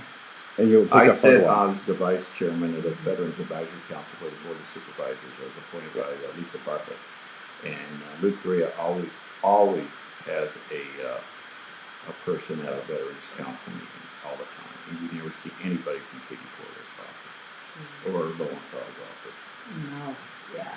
He's Or everything Rudy's office. Exactly. He's completely opposite of me. Everything I support, he's against. And everything he supports, I'm against. Well, when you quit taking care of your veterans, that's pretty sad. Very sad. And they give millions and millions to these homeless people, but they won't take care of our veterans. And then they get mad at us that we want to secure our borders. We got to take care of our homeless. We got to take care of our veterans first, and then we think about bringing in more people to the country. I'm all for legal immigration. There's several specific jobs where we need to be. Say the Filipinos are really good as nurses, and they work in these homes for the elderly, and we're short of those. So bringing them in from the Philippines is great, but just walking across the border and thinking you can be an American citizen, those days are over. At least when I'm in Congress. Okay. Yeah, I'll go back to that veteran issue if you'd like. It's me. I know you guys are like, who we're talking about. Yeah, I needed help with an issue, and in November, contact us. There's an issue I really do need help with for the medical issue in Long Beach, VA, and so far ignored. That's terrible. So that's that. We need a VA hospital in Orange County. Because people are going to be like, oh, how do you know? How do you know about this We need veteran? a VA cemetery in Orange County. And as a congressman, we'll work on that. Yeah. Because we got to go all the way to Long Beach. Irvine. Yep. Very good. It's coming soon in Irvine, right? We're working on it. We're working on the cemetery. But a hospital, we have a clinic in Laguna Hills, but we need a hospital. Mm-hmm. I think Long Beach has a VA hospital. Yeah, Long Beach has to be a hospital, and so does San Diego. Riverside has a cemetery, but Orange County with the millions of people here, I think it's Orange County is larger than like 20 states put together. We don't have a VA hospital. You don't treat veterans that way. So let's take care of our veterans. Obviously, take care of our homeless, and then we'll work about bringing it, not illegal, but legal. Well, we can take care of a veteran by donating. Here, they're looking at your screen. Hate to interrupt, but I know this is a fundraiser, so this is what people are looking at right here. Yeah. Like our average is about $220, 2,100 donors, but there's some $5, $2, and then we have some thousands and 2,000. Okay, and this is other websites. I know it's redundant. I'm going over and over again, but these good candidates need you guys' support. So far, I think we've raised a few $100s. I'll stay as long as it takes to raise some more money. Are we getting close to our goal? My goal was 2,000. What's yours, Kelly? I just came when you told me today. I left. I walked precincts all day in Huntington Beach until how'd that go? 6:30. I dropped my last few signs and then I changed and I raced over here. Did you bring Alec? My husband is here. Yeah, we came on the last minute. So I'm proud to be here with all of you. And we can put your husband on. You can take my spot. I didn't have a goal, but anybody, please donate. Will be on camera. We'll shut up once we all have $2,000. So until then, we're going to go to the wee hours of the night. I'll stay here. I'm good. I'm wound up tight. I got plenty of energy. Lucy's got the coffee on, so okay. So I'm just wanted to show everybody some love and show their website. So Greg, I got yours up right on the screen. I don't see that. Oh, there right there. So okay, we've got. So are you going to donate?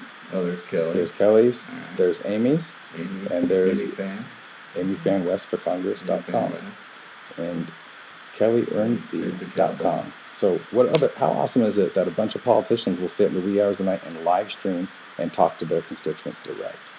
And so Amy, tell me your cities in the 47. Okay, the 47 consists of Westminster, Garden Grove, part of Midway City, Stanton, Los Alamitos, Cypress, all the way up to LA County, which is Signal Hill, Lakewood, Long Beach, and Catalina Island. Really? So you got LA County too? Yes. So we just can't look at the Orange County returns on election night, right? Well, you can see both, you know. Well, Janet Nguyen, she won Orange County, but then she lost her seat. So, and Diane Harkey, she won Orange County, but she lost her congressional seat to San Diego County. What are you all Orange County, Kelly? All Orange County. The 74th district is Huntington Beach, Newport Beach, Laguna Beach, Costa Mesa, Irvine, and Laguna Woods. You got all of Irvine, or not all of Irvine, and not all of Huntington Beach. Okay. So those have some interesting. You're Huntington Beach. Yeah, the South resident. I am. I live in Huntington Beach with my husband, and I've actually lived in Laguna Beach. I've lived in Newport Beach, and I've worked in Irvine, and we've got Costa Mesa covered for you. Ben Chapman's really working hard. Yeah. With the Costa Mesa Republican Assembly. I've been working really hard in every city in the district. So I started my campaign last year, and I knew I was a fresh face for the party and into politics, so I had to hit the ground running. I know Amy did the same thing, and so I have worked tirelessly night and day for almost a year now, so I'm really seeing the benefits of that now. I've got. What drives us? Why do we do this? Why do we do this? Tell me. Why are you doing it? I'll tell you why I'm doing it. Go ahead. Well, I've served my country, I've served my community all my life. You know, from 8 years old as a Cub Scout to a Boy Scout, 30 years in the Marine Corps, and then 6 years down on council. It's just something that I grew up with and it came from my parents. They taught me to serve. I wasn't ever going to get rich. I did want to raise a nice family, which I had 3 beautiful children. They're all grown up. We each have 2 kids themselves, so 6 grandkids. Been married for 38 years.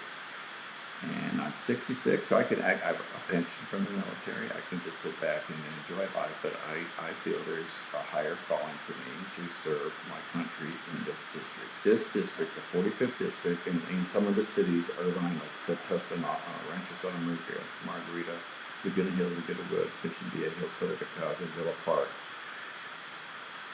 is all run by Republican councils and Republican mayors. Katie Porter is not people know. She immigrated here from Iowa, and she doesn't understand Orange County, and I do. I've been here 42 years. I was based right in the heart of the district out El Toro Air Base for some 20 years, flying with 4 Phantoms and F-18. So what I'm trying to say is this is the district I understand, and I want to serve it. And I will continue to serve as long as you elect me and as long as you support me. Well, if somebody does want you to serve longer, I just notified you got another $100, Greg, donation. Wow, thank you so very much. Thank you. Right. Appreciate it. I hate to cut you off, but I know you like being cut off. Well, this is a fundraiser. We're Yeah. all three trying to make some money tonight to get to the next step, and the next step is in 2 weeks. One thing I want to say is I'm not the party boss's choice, the Republican Party bosses. I'm not their choice. I'm not the special interest choice. I can't be bought and paid for. I'm not the choice of the elites in Huntington Beach or Newport Beach. I'm the people's choice.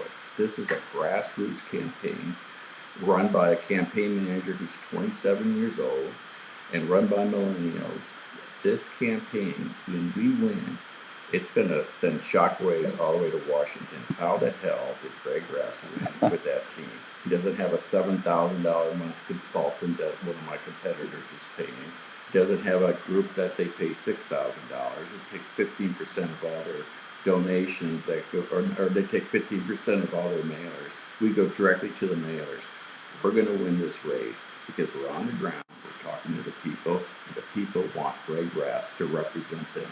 Like the people of Mission Viejo overwhelmingly voted for me in 2014, 2018. You know, I agree with you, Greg. I think all of us are not favored by the specialty establishment. Right. You know, and that's why we're unique. That's why we are partnering up together to win this for the people of California. We're all kind of our Trumps in a way. You know, Trump wasn't the party. Exactly. He's an outsider. Right. So And we're all outsiders. So it's going to be good. Yeah, they look at a Marine Colonel like, oh, you're retired, go away. And we can handle this in Orange County. We'll take care of it, Greg. Just, you know, we don't need you anymore. Run Mission Viejo. We don't need you in Washington, but we're going to win it. I'm really sure we're going to win it. And it's going to feel good when we do it. Because then they're going to come calling. What can we do to help it? It's that billboard that you put on your truck and you're driving around. Right. That's awesome. That's winning the vote. People are honking and thumbs up, and I already voted for you. You're our guy. And it's just hard work. It's hard work, and we're all doing it. And one thing I could say is a congressional race is so intense. You cannot have a full-time job. And all the other 5 people I'm running against have full-time jobs. And Katie Porter is sitting back and watching. I'll be back here campaigning.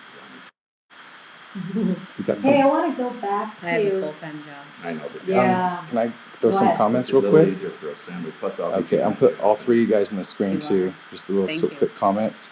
We had Greg Rass 2020 from Andrew Bandeck, one of your youngest supporters. Oh, not We kind love of. He's Andrew. 20. He's kind of young. Thanks, Andrew. Let's see. Jim Julian wanted to point I out love Jim Julian. you actually live in the district. All 3 of you do, right? That's right. Yeah. Yeah. Congressional candidates, the Constitution says you have to live in the state, not in the district. There are a couple people in our race that don't live in the district, which by law is legal. But I told the other 2, I said, just run in your own district. You could easily have won in those districts. I hate to interrupt. This is about money. You have a question on the screen of how do I get to the screen to donate with Apple Pay for Greg? All right. Call Apple Pay. How do we do that? If they go to Antidote on their cell phone. Okay, you go to And you go to Antidote on your cell phone. So click on the donation tab. Yeah, they click donate. Donate. Okay. Well, we're walking through it right now. So we're at the website. It's going. So now what? And they can use Apple Pay on the site.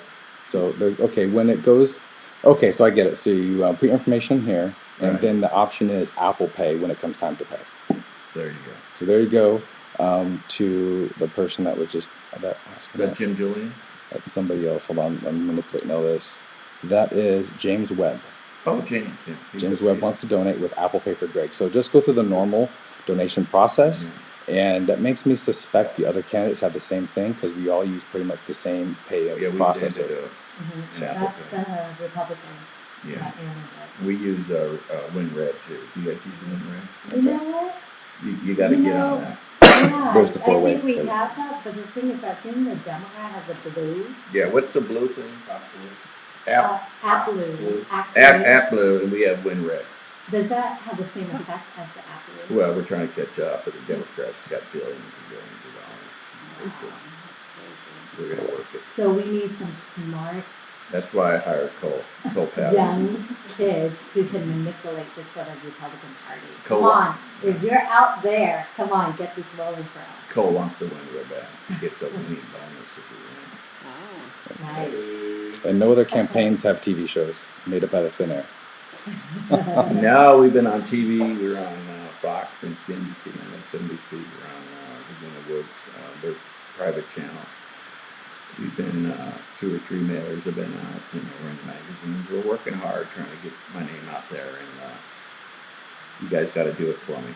We still have people online watching. Oh yeah, we still got 23 people on that page, so we're way over a few thousand people that have joined us. We got to stay up till 2 in the morning. I'll do it. I'll stay up. Me and Cole. So can I got to go to church in the morning.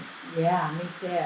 So can I say something Yeah. to secure our vote this coming election? I think Yes. that's the last thing I need to say Yes. from those 3 points. Okay, so reminder for all Californians, do not mail in your absentee ballot. Do Yes, not. do not. You break the chain right there. Yes, do not. Chain of custody. Yes, because in 2018 there was bags and bags of absentee ballots that were not counted. for Yeah, in the my back of absentee the ballot. in the post office. Exactly. So this walk time them around, in. Walk them in, right? yes, walk them in and drop it off at A voter center. the voter center or voter box. Box. But if you don't feel secure, go at the voter center and give it to someone and hand it and get the information, and then go online and verify that it's got off and it's counted for. And then the other thing is making sure that you're proactive this coming election by bringing a patriot with you when you go out and vote at the voter center. Okay. 2. What do you mean? No. What do you mean you got to bring a patriot? Where do you No, go find bring a patriot.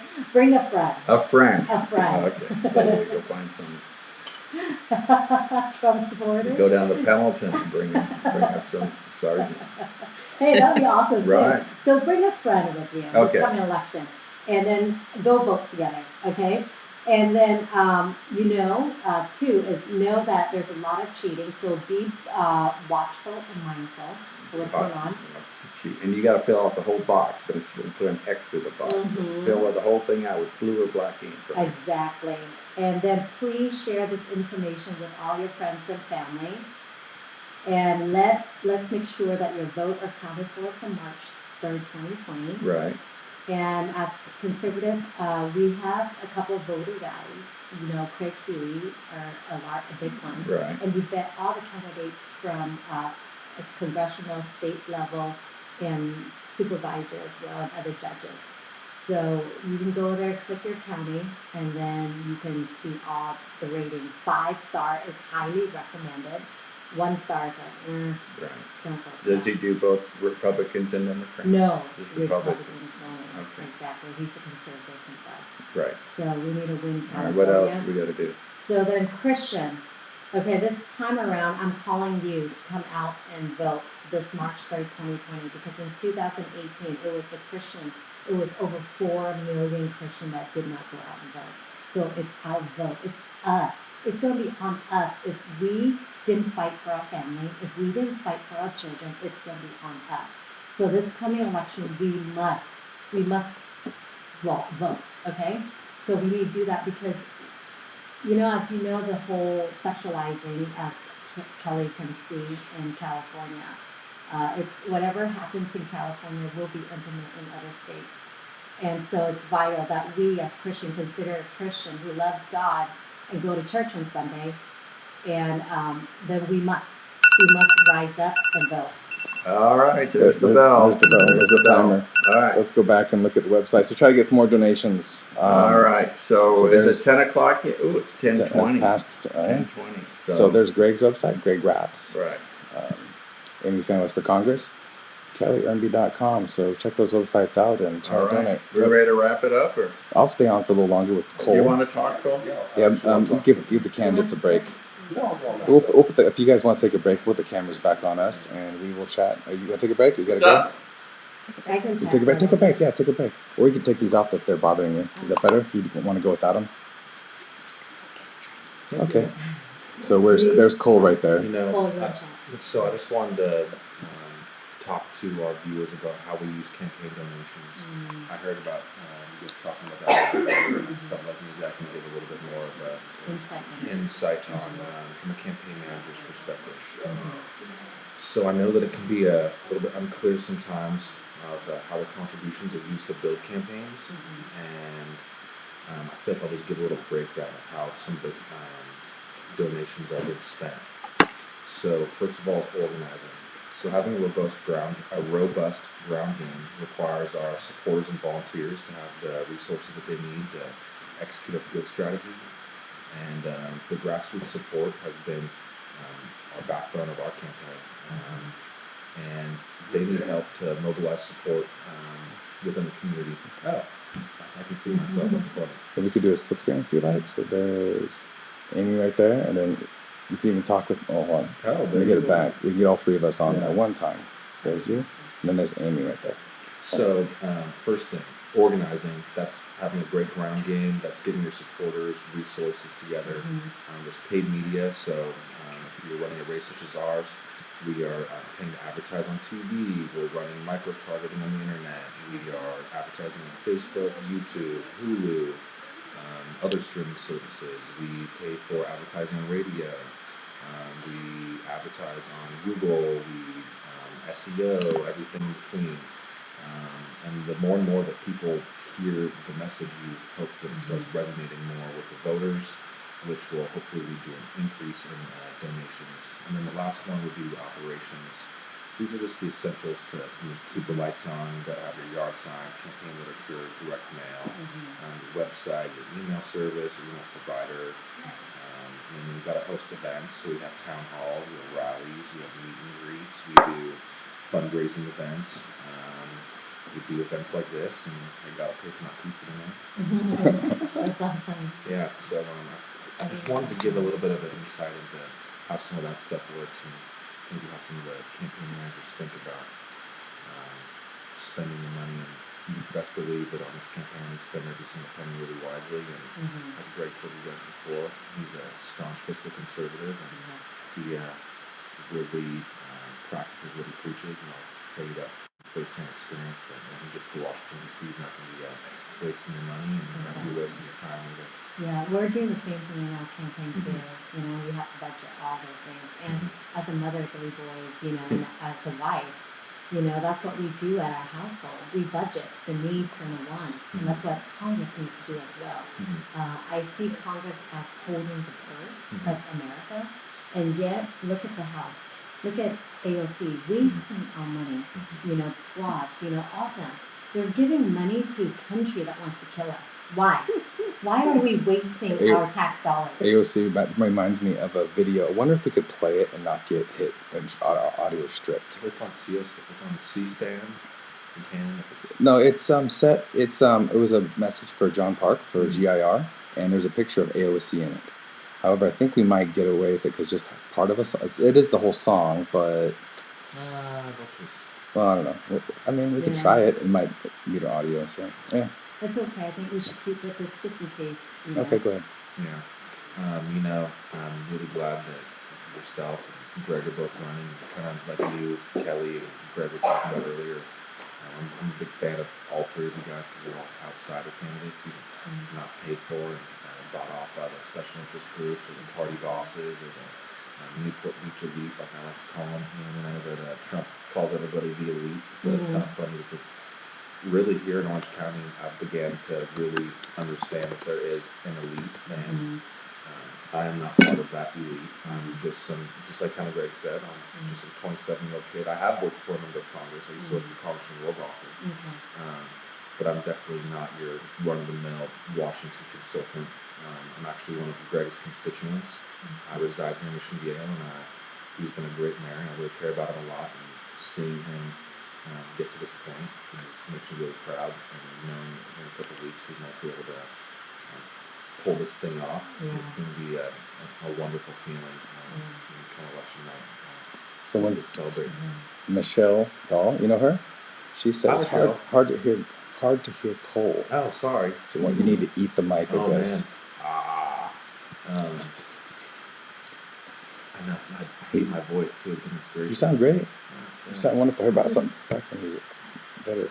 There you go. Now you can just. Oh, something. Melissa Snow. Sorry. Never mind. Melissa Snow gave us a donation. I wasn't going to say that because they would have commented publicly for that. Now I got to mute the. They said they're still watching. Jeff and Melissa are still watching. They're texting me. So hi, Jeff. Hi, Melissa. Hi. There's me. Hold on. There's everyone. Let's put us all on a split 3 screen. So I'll get. There you go. I'll put some background noise. And actually, I'll put some music on for them. I don't know if they can hear our music, so we'll put some soundtrack on there for them. You guys keep on talking. So, Amy, Yes. what was the first thing that really made you dive right into running for Congress? Right? I have a. So, there's always there's that moment of decision. I mean, Greg's was he woke up the morning after meeting Walter's loss and thought to himself, well, it's either now or never. Yeah. And I got to stand up and do something about this before it's too late. So what was yours? So for me, it was like, oh my gosh, the push when I watch all all the presidential Democrat candidates pushing for socialism, free everything. I'm like, are you kidding? What country am I living in? Like, I came here from Vietnam for freedom, for opportunity, for our rights to be protected. And yet I'm coming to hear Sander, Pocahontas, and all of them pushing socialism. Let's watch your show, your video again. Okay. Because we got a whole bunch of new people. So we're going to watch Amy Fan West's commercial. Striving for freedom, a land of opportunity, which is America. Everyone flocked to America. Hi, my name is Amy Fan West. I'm running for Congress for the 47th District, which is from Westminster all the way up to Long Beach.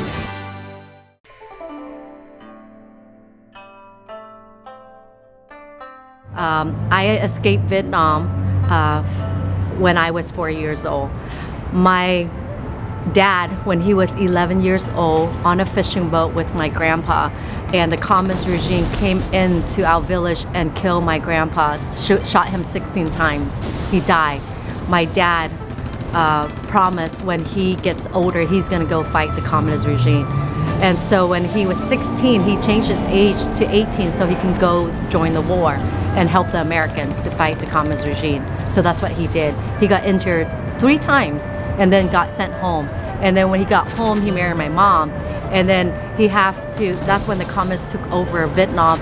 He and my mom went to the jungle to live, to hide away from the communist regime, because if they find out, they would kill him.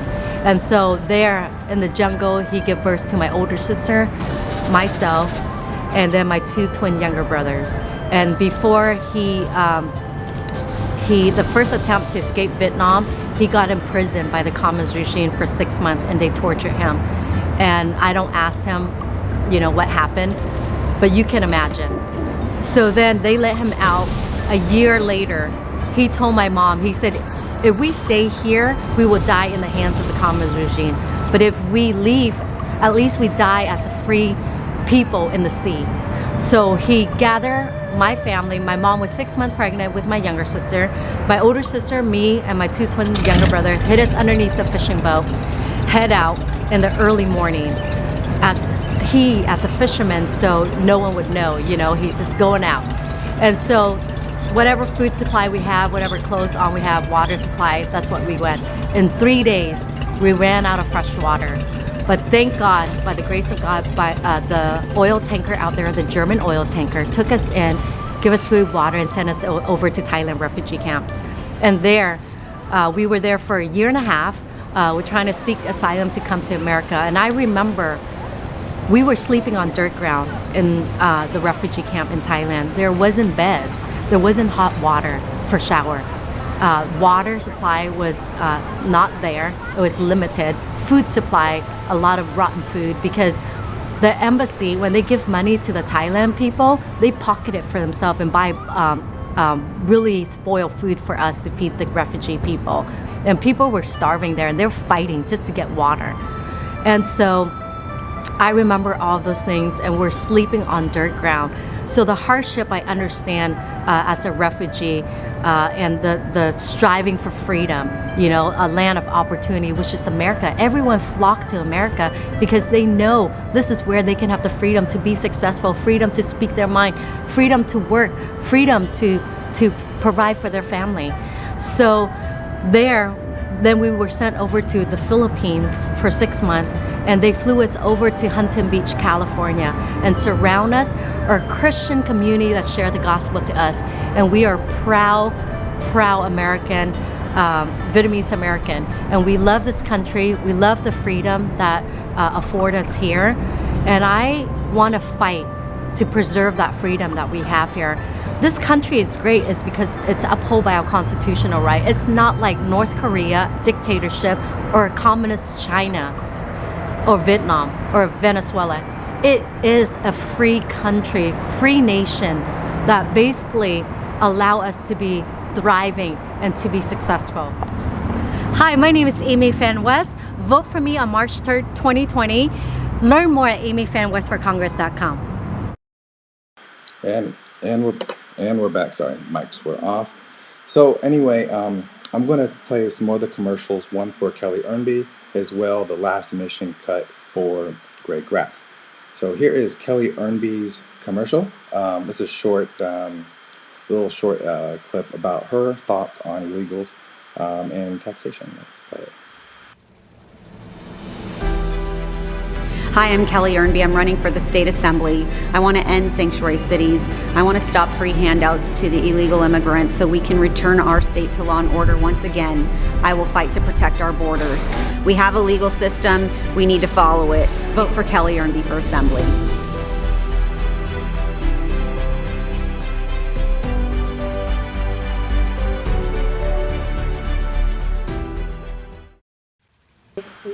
And we're back. We're going ahead and play Greg Grass' final mission commercial. I moved to Orange County in 1978 as a young first lieutenant in the Marine Corps. It was beautiful then, just as it is now. As a jet fighter pilot, I traveled around the world, the Middle East, Australia, the Far East, South America, and Europe. I saw my share of combat. 300 plus carrier landings and 75 combat missions will make you long for solid ground in coming home. In Washington, I've seen how a political crisis like an impeachment can put the country on shaky ground, threatening our unity and our national security. But I've also seen how getting involved can make a difference. As mayor of Mission Viejo, my mission has been to make this great place even better, and I did.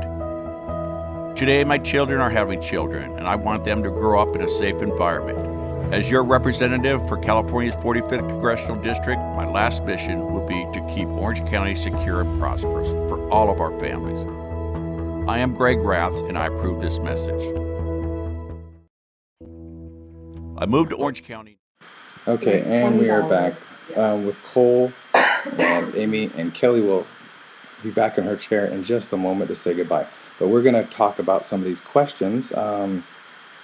Well, before we get to the questions, I just want to thank Kelly for coming out this evening, and we really appreciate your support, and I'm glad that we had such a great group of candidates together tonight, and if you want to say any last word before you take off.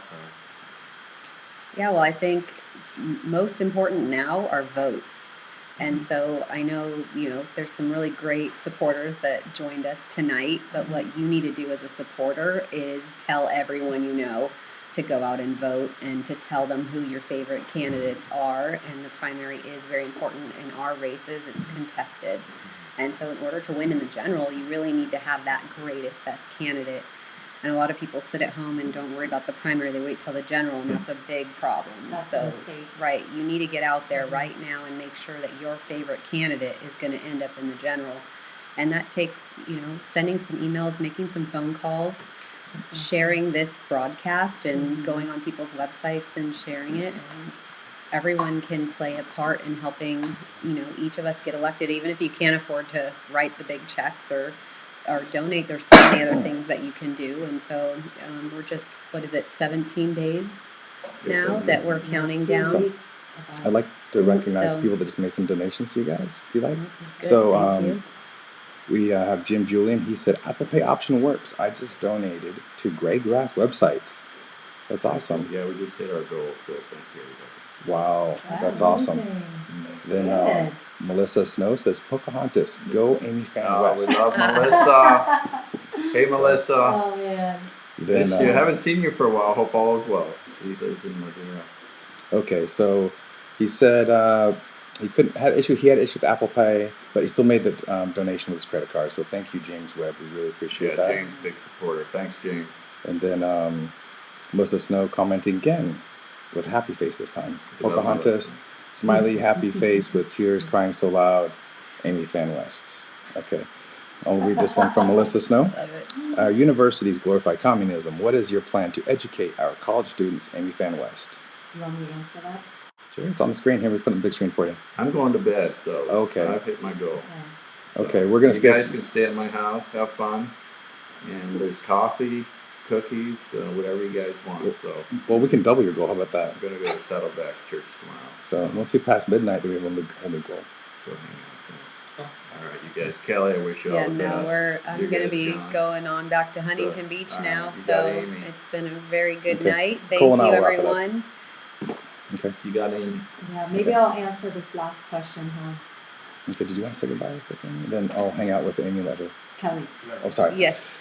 Kelly, did you want to say goodbye? It is getting late. Yeah, And no, then goodbye, we'll everybody. close it Thank up? you for listening, and make sure you vote, and look forward to seeing you guys all out on the campaign trail. I'll be walking Awesome. and knocking on doors, and people will be calling, and vote for Kelly Ernby for Assembly, and I'll fight for you and all of us in Sacramento. Thanks a lot. Thank you.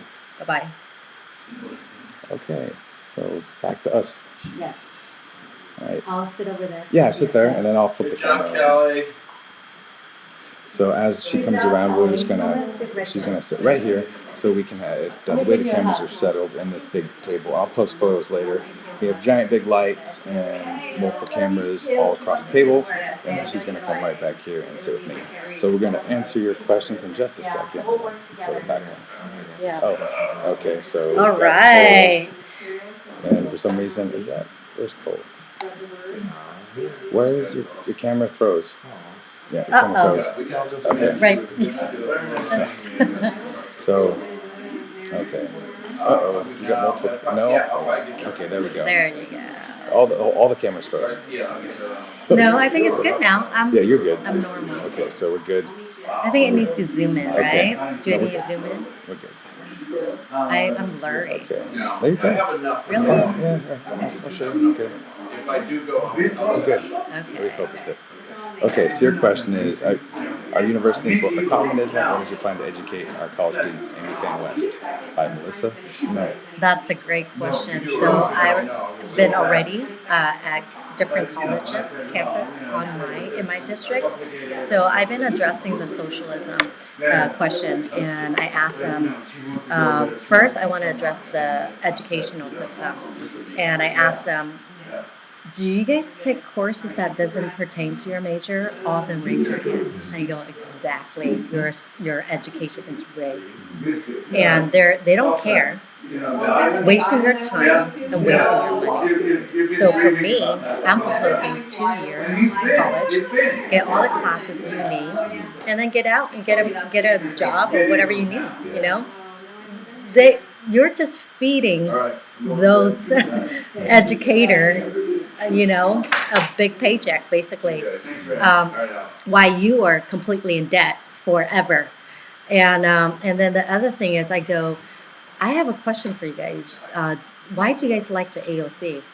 And they say, well, she stands for something. She's, you know, doing something for the Green New Deal, blah, blah, blah. And I go, you know what? Do you know what the Green New Deal well, let me ask you guys something. Do you guys like your hamburger? And they're like, yeah, we love our meat. And I go, yes, I do too. And I go, do you guys like to travel around the world to Paris and visit other places? And they say, yes. You know, I go, exactly, I do too. But with the Green New Deal, basically it's taking you backwards. You cannot fly. You cannot eat your meat. Because they think cow farting is actually, releasing too much CO2, and it's going to kill all of us. And not only that, but with the airplane, it's too much, pollution. And the thing is that I'm like, this is just crazy. This is bizarre. And then I go, as a Republican, I know, me personally, believe that you guys want to be responsible adults, and the whole socialism push to pay all your debts doesn't help your responsibility as an adult. And what we need to do is target the higher education, the loan company, because they shouldn't charge you 20%, 15%. You guys are an investment in the future. It should be like a home loan, between 3 to 4, percent. And that's how it should be. And they shouldn't take advantage of you. And then the other thing is, I go, as Republican, we have a lot of good issue and platform that we can stand on and present, where the younger generation can jump on board. Because the younger generation, the college age, they're saying, I just want to be part of something. I have a good heart. I want to do something for society. And that's what the Democrat has capitalized on and reach the younger generation with their heart issue, to have them follow them. So as Republicans, that's what we're missing. As a GOP, we need to target the younger generation. If we don't address them, we don't fill the void that's going on in their lives and address it, we're going to lose that whole generation of future Republicans. I completely agree. And so that's what we need to do. And that's the failure within the GOP. As I mentioned earlier, the California GOP is completely broken. Our system here is so bad, and the leadership isn't doing anything about it. And the problem is, okay, we have ballot harvesting. We have the college student, loans. We have the college age student. How are we reaching them? How are we raising up the next generation to take to run for office? I mean, as a delegate for the California GOP, they have never asked us to look for other leaders and train them up for this 2020 election. Well, that's something I've been actually kind of hammering about down here in South Orange County. If you go out to eastern California, it's a very prominent activity that Democrats will set up the younger generation for success. So they will start on a commission for a city, and then they'll move to a county commission, then they'll run for city council. And then before you know that person's running for state assembly or state senate or a statewide elected office. And Republicans need to do the same thing too. You know what? I'm really upset that they've just failed to start electing young people. And I know that they've maybe finally started to come around to it. Like maybe Tara Campbell is a great example of a youngster that's been able to kind of break through the fuzz. And now we've got our own Ben Chapman who will be able to break through the fuzz. But come on, is that it? Are we two and done? Or are we gonna get some more? I think there's a whole bunch of 25 to 35-year-olds that we need to start setting up for success, and that means appointing them to those commissions and giving them the hand up to be able to progress into that city council seat, into that state assembly seat, into that Congress seat.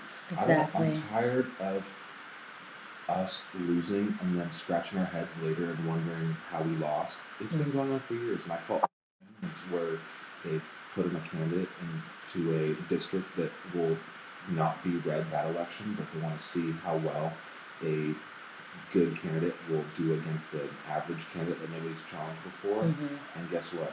It's going to happen here in 73. It's going to happen in Assembly District 74. It's going to happen in Assembly District 72. It's going to happen here in 45. And guess what? Now we have Katie Porter. Exactly. I completely agree with you. The thing is that I think the GOP in California thinks that they still have the power. But look, the Democrat leadership in the last 45 years in California, they are the supermajority. We, as Republican GOP, do not have the power. If they want to continue to have the power as a GOP, they must get off their lazy butt and start doing the job for the people, for the Republican Party. And I'm sick and tired of it. I'm talking to the top. Okay, all of you guys, you have your title. I'm challenging Jessica. I'm challenging Sean Steele. I'm challenging all of them.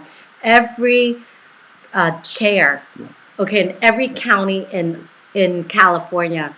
Phil Whitaker, Fred Whitaker, all of you guys, I'm challenged you guys. If you want the power back, you must. I know you are our leader. You must rise up for the occasion and train the people, address ballot harvesting, address, the younger generation and how to train them for running for other office in 2 more years. 2020 is going to be done very soon. So it's time that we raise them up for 2022. I'm sick and tired of the Democrat taking seats after seats. And we're just sitting on the fence, being on the safe. And I'm sick and tired of it. And you know what the thing, like I said earlier, it's going to be on us as Republicans. If we lose 2020, it's on us. No one else to blame but except for us, the GOP. So it's time that you rise up, get the job done, get your lazy butt off of there, and stop having a wine and a social club. Okay? I'm sick and tired of that. Get the job done. And not only that, but the people, I'm speaking out loud for the people of California. All of them are feeling this, okay? That's the reason why the GOP is not getting a lot of donation in, okay? And you know that. And I've been telling people too, do not give to the GOP because it's so broken. Your money would not go anywhere except for their social club, for their wine and dine. It's time that you give to a candidate that you believe in, and your money will go farther. Until the GOP is fixed and reformed, this coming election is vital. 2020, we will be electing those candidates who are running for Central Committee that actually care for the people in their county, in California, and actually going to get their butt working for the people and the Republican Party in California, and we will flip it red. Let's do it. Let's do it. I'm down with that. I was showing on your website when we were talking. Oh, thank you. So please donate to help me continue this fight, okay? As a, Congress, a candidate for Congress, yet have you seen or hear any other Republican GOP candidate went in and spy on the Democrat ballot harvest training and get intel? No one. Okay, I'm yet not a congresswoman, but yet I got the balls to go there, okay, and get intel for us as a Republican and how to be proactive and how to secure our vote. So I need your help. Donate to help me fight for you and to be your voice, fight for your children, your family, your businesses, your property, your house that you live here in California. I mean, look at the Democrats' leadership for the last 45 years. They've done nothing for us. And the GOP, it's time that we rise up and do not be like the Democrats, okay? The GOP right now is just like the Democrat, but 10 years behind, okay? As a delegate for the California GOP, I was so fed up. In the summer, we found out the platform for the GOP in California. We no longer have God in our platform. We no longer being counteractive to protect our children with the sex education. You know what the GOP said? That every children has the right to have the best education, but if the education, sexual education, is too explicit, the parents can opt them out. I go, do you even know the law in California that the Assembly floor and the Senate floor pass?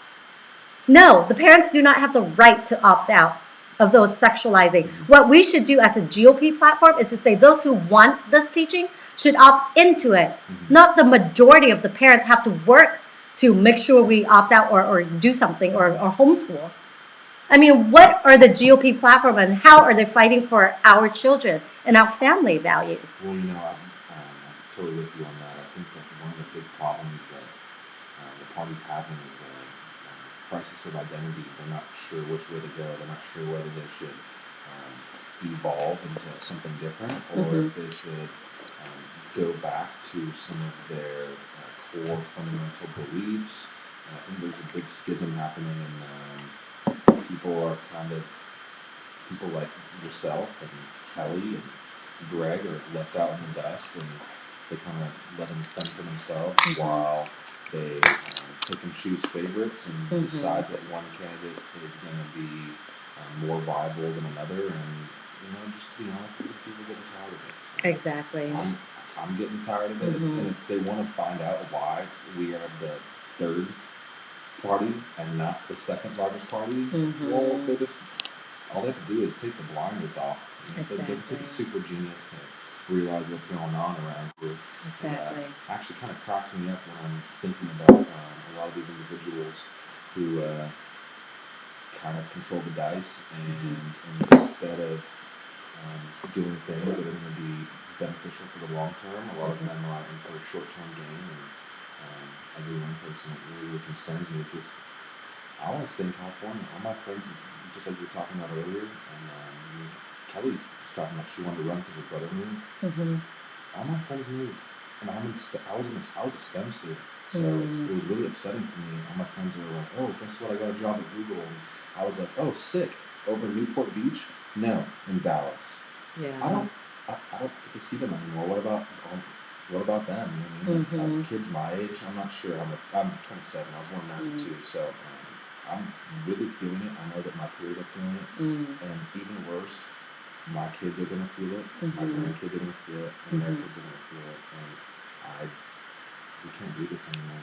Exactly. It's changing. Exactly. On that note, you mentioned earlier that the GOP is letting us fend for ourselves, and that's exactly, you nailed it on the head.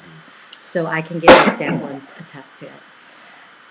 As the process for LA GOP completely, then the OC GOP. So I follow the process, okay, that they require each candidate to seek out endorsement.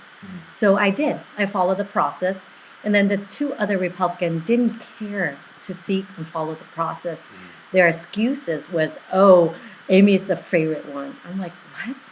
That's your excuse?" And then the other one say, "Oh, I got 10 signatures, but I couldn't get the rest." And I go, "Are you kidding me? I'm a mother of 3 boys. I'm a mother, a wife, and a small business owner. I'm running around like my head cut off, and I got the over 25 signatures. And yet you guys make excuses, and you guys, what?" And yet they get a chance to present their case.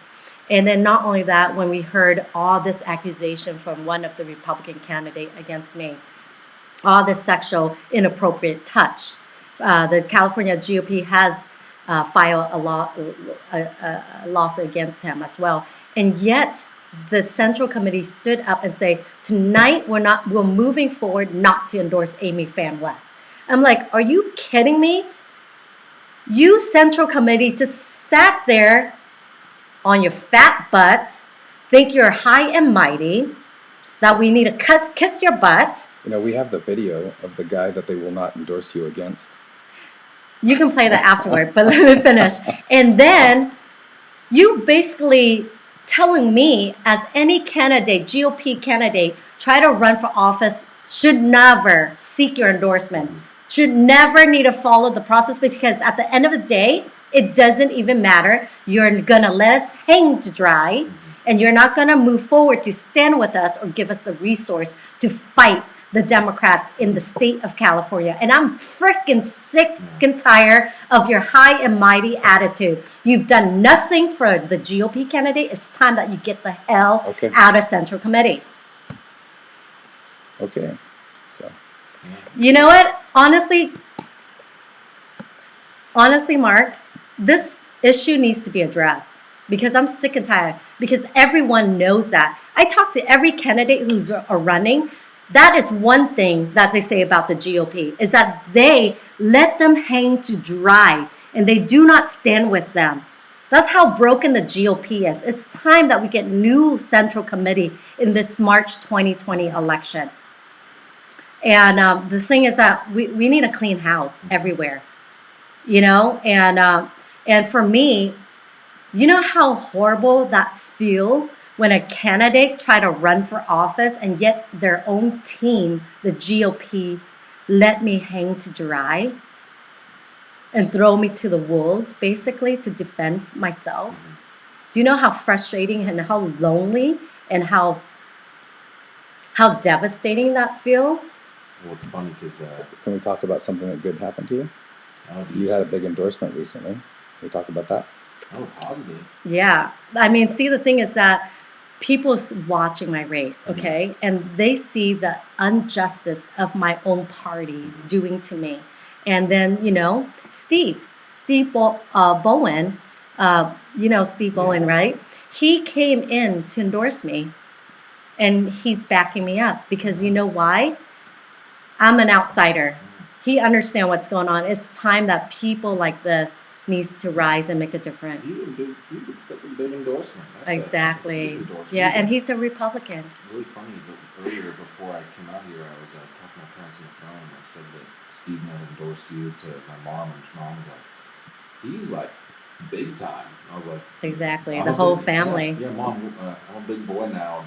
And the people I know are getting endorsements from big time celebrities. It's crazy. Exactly. I wasn't even expecting it, and I feel like, People are looking at your screen right now. They don't know what you're talking about. Oh, right there. So Steve, do you guys see that? Stephen Baldwin recently endorsed Amy Fan West for Congress, California Congressional District 47. Can you play that video? I will try. I haven't tried to play Am I YouTube linked videos right before. here? Yeah, I'll go ahead and see if people can watch it. We'll see if people can watch it. If someone at home, can you pull up your phone to see if we haven't played YouTube videos before, so this will be a new one for us. See if it goes.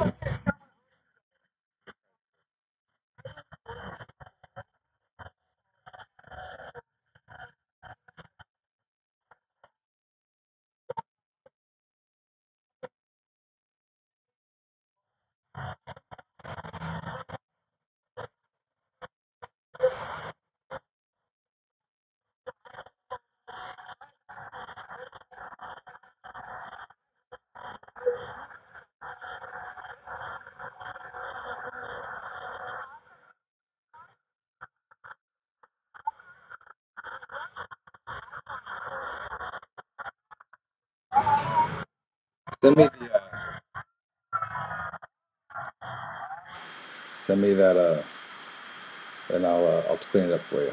The sound on that one. Awesome. Thank you. What I think is really interesting too is what an amazing. How did that even happen? Yeah, that's all I was going to say. How did you meet him? Well, this is the thing. I can say one thing. I believe there's however you call it, higher being, God. I believe that there's a God that watch over each of our lives. And he watch and he see the injustice happen to us because we're his children. And he's going to make it right for us. So I feel like when my expectation was my party, the GOP, to back me up, to stand with me, but yet they did not. And I feel like it's God who came around and used other people to back me up and stand with me in this fight. And God is good. So if I'm talking to you, you're running a race in California or any hard state, and you feel like you're the only one, remember you're not alone. Even though everyone forsake you or abandon you in a way because of their political interests, you're not alone. You are known in the eyes of God, and he watches over you, and he's there with you. He'll never leave you or forsake you. He will be your defender, and he will stand with you if everyone else fell. And that's what I learned in this race. And running for politics, it's a lonely gig, but it's a blessing to know that God is with you and other people who see your hearts and standing with you in this fight. So for those who've been donating today, I really appreciate your support. That means a lot to me, my family, and my team, that you stand with me in this fight for California and for America and for all children. And that's the hope I will do in Congress, and that's my plan to do. And thank you so much for your support and standing with me in this, and other candidates who are running. And that is an encouragement, Okay. Well, Sorry, I didn't mean to cry. It's okay. It was powerful. I cried last time. Sorry. when I we were just want to talking be about your, honest, and vulnerable because that's real, and I think that's an issue that no other candidate is willing to be transparent about that. And I don't mind being transparent to my constituent and the American people because they need to see this, how broken it is, and they need to stand with great candidates to fight this. Yeah, well, hey, that's why we all wanted to get each other on tonight, because we're all kind of some outsiders who have been common some big uphill battles, and trust me, you're not the first person nor the last person to start climbing the campaign trail. I might have raised my hand a few times, pulling out my hair too much, Yeah, it's hard. Yeah. Oh. I think until someone run for office, they won't understand the time consuming and the heartaches within this. Yeah, waking up at 6 in the morning, 5 in the morning, 4 in the morning, not going to bed until You have a lot of comments, 1 in the Amy. morning, 2 in the morning. You got a lot of comments. Good, yeah, she's Let's amazing. put them up. Let's react to them. So that's Okay, all of let's us. do Let's it. put us all up on the screen. So you got a bunch of comments. That I do. coming Let me in. see. Be on the house floor. Okay, I'll go ahead and read the you. comments. Uh-huh. First time I've heard of Amy, and I love her. Energy and activism. Oh, thank you. Who's that? Thanks, James. James. It's on the big screen if you Oh, can see over there. Thank you, James. Natasha. He's actually one of Greg's supporters. Hey, James, thank you so much for your support. We appreciate it. Okay, Thank you, James. I'll get through the rest of these comments. I pray you win, Amy. God bless you. You're a fighter. I love that. Can't vote for you. I'm in Greg's district, but if I was in your district, I would definitely vote for you. How about donating $5? Just $5. $10. God is good. Thank you for saying that, Amy. That's what Michelle. Oh, sorry, so you guys can see the comments on the screen. Natasha says, "I pray you win. Bless you. You're a fighter." Okay, she already had that comment. Thank you. And a bunch of praying hands with you, Amy. And then James Webb says she has real passion. And then Thank you, James. we need real passion. So we got all those comments. I could keep talking, but Amy it's a tough act to follow. You gave a very moving speech. So I was just sharing my heart, and I just feel like I'm speaking out loud for the people and what I've experienced. And I know a lot of people experience the same thing. So I'm speaking out loud for the people. And I think right now what the people need is transparency. And they want people to be real. The real, that's what they want. They see so much fake news, I guess you can say, right? So much fakeness. So it's time that we be real to the American people and the people in our district. I agree with that. Yeah. I'm getting pretty tired, so I think Really? I might call that person. Okay, well, you know what else we still have to do? We still got to take down all this equipment. Yeah. If you guys didn't understand, see inside, you see all these lights on here. I'm going to give you guys a view of everything. You see the light behind me? That's one of the lights. That's okay. We don't have to throw it away. But eventually, we will get ourselves a studio soon, so we won't have to be mobile in my truck, taking it place to place. Have a good night, Greg. Oh, I got hold on. Are we there? Okay, there we are right there. So yeah, we'll start tearing down the equipment soon. And all these little tiny wires have to be wrapped up and everything. But I could talk a little longer if you'd like. Yeah, I can talk. I hope I'm not upsetting. You're throwing me around now with all the cameras from different angles. Sorry. It's all right. So that on me now? Oh, we're back to normal. Okay. I think because I have two screens. I have the one. I should have two screens. So there's also you can see us. So, yeah, it's we perfect. covered everything. So we still got maybe 14 people we watching can be personal on different issues. We can talk ask about questions. schools. That's if someone's overly concerned, they'll be made fun of, a mom or something, that they're paranoid. But when we did risk analysis in the military, we look at most likely and most deadly. And in this case, most likely is getting hit by a car near a school. And that did happen last year to my son's classmate. He was drove under a car. It was horrible.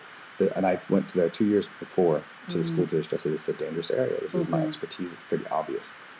And they ignored it. So I did it. I went and made a call to the city. And the city, they said, thanks. They got it done in 4 weeks. Nice. So it's little things like that. We do have very deadly things like active shooter, horrible stuff.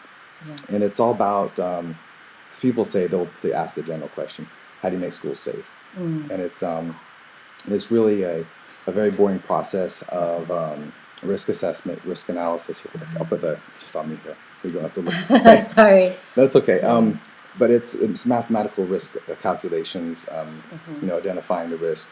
Mitigating it, implementing controls, things like that. Exactly. Well, being a sanctuary state does not help California for safety wise for our children. As you know, a mother of three boys, that's my high priority. And yet, being a congresswoman, um, Amy, I am going to donate to you. And this is Natasha. Thank you so much. You are real and need to win. Thank you, Natasha, for your support. That means a lot. Thank you. You're gonna make me cry. Stop that. Stop it. Let's talk about happy stuff. You're probably gonna win. I think. I think in that video. Let's play your video one last time for everyone before we go. I helped you with that. I'm very proud of that. And that thing has got what 20,000? How many thousands of views?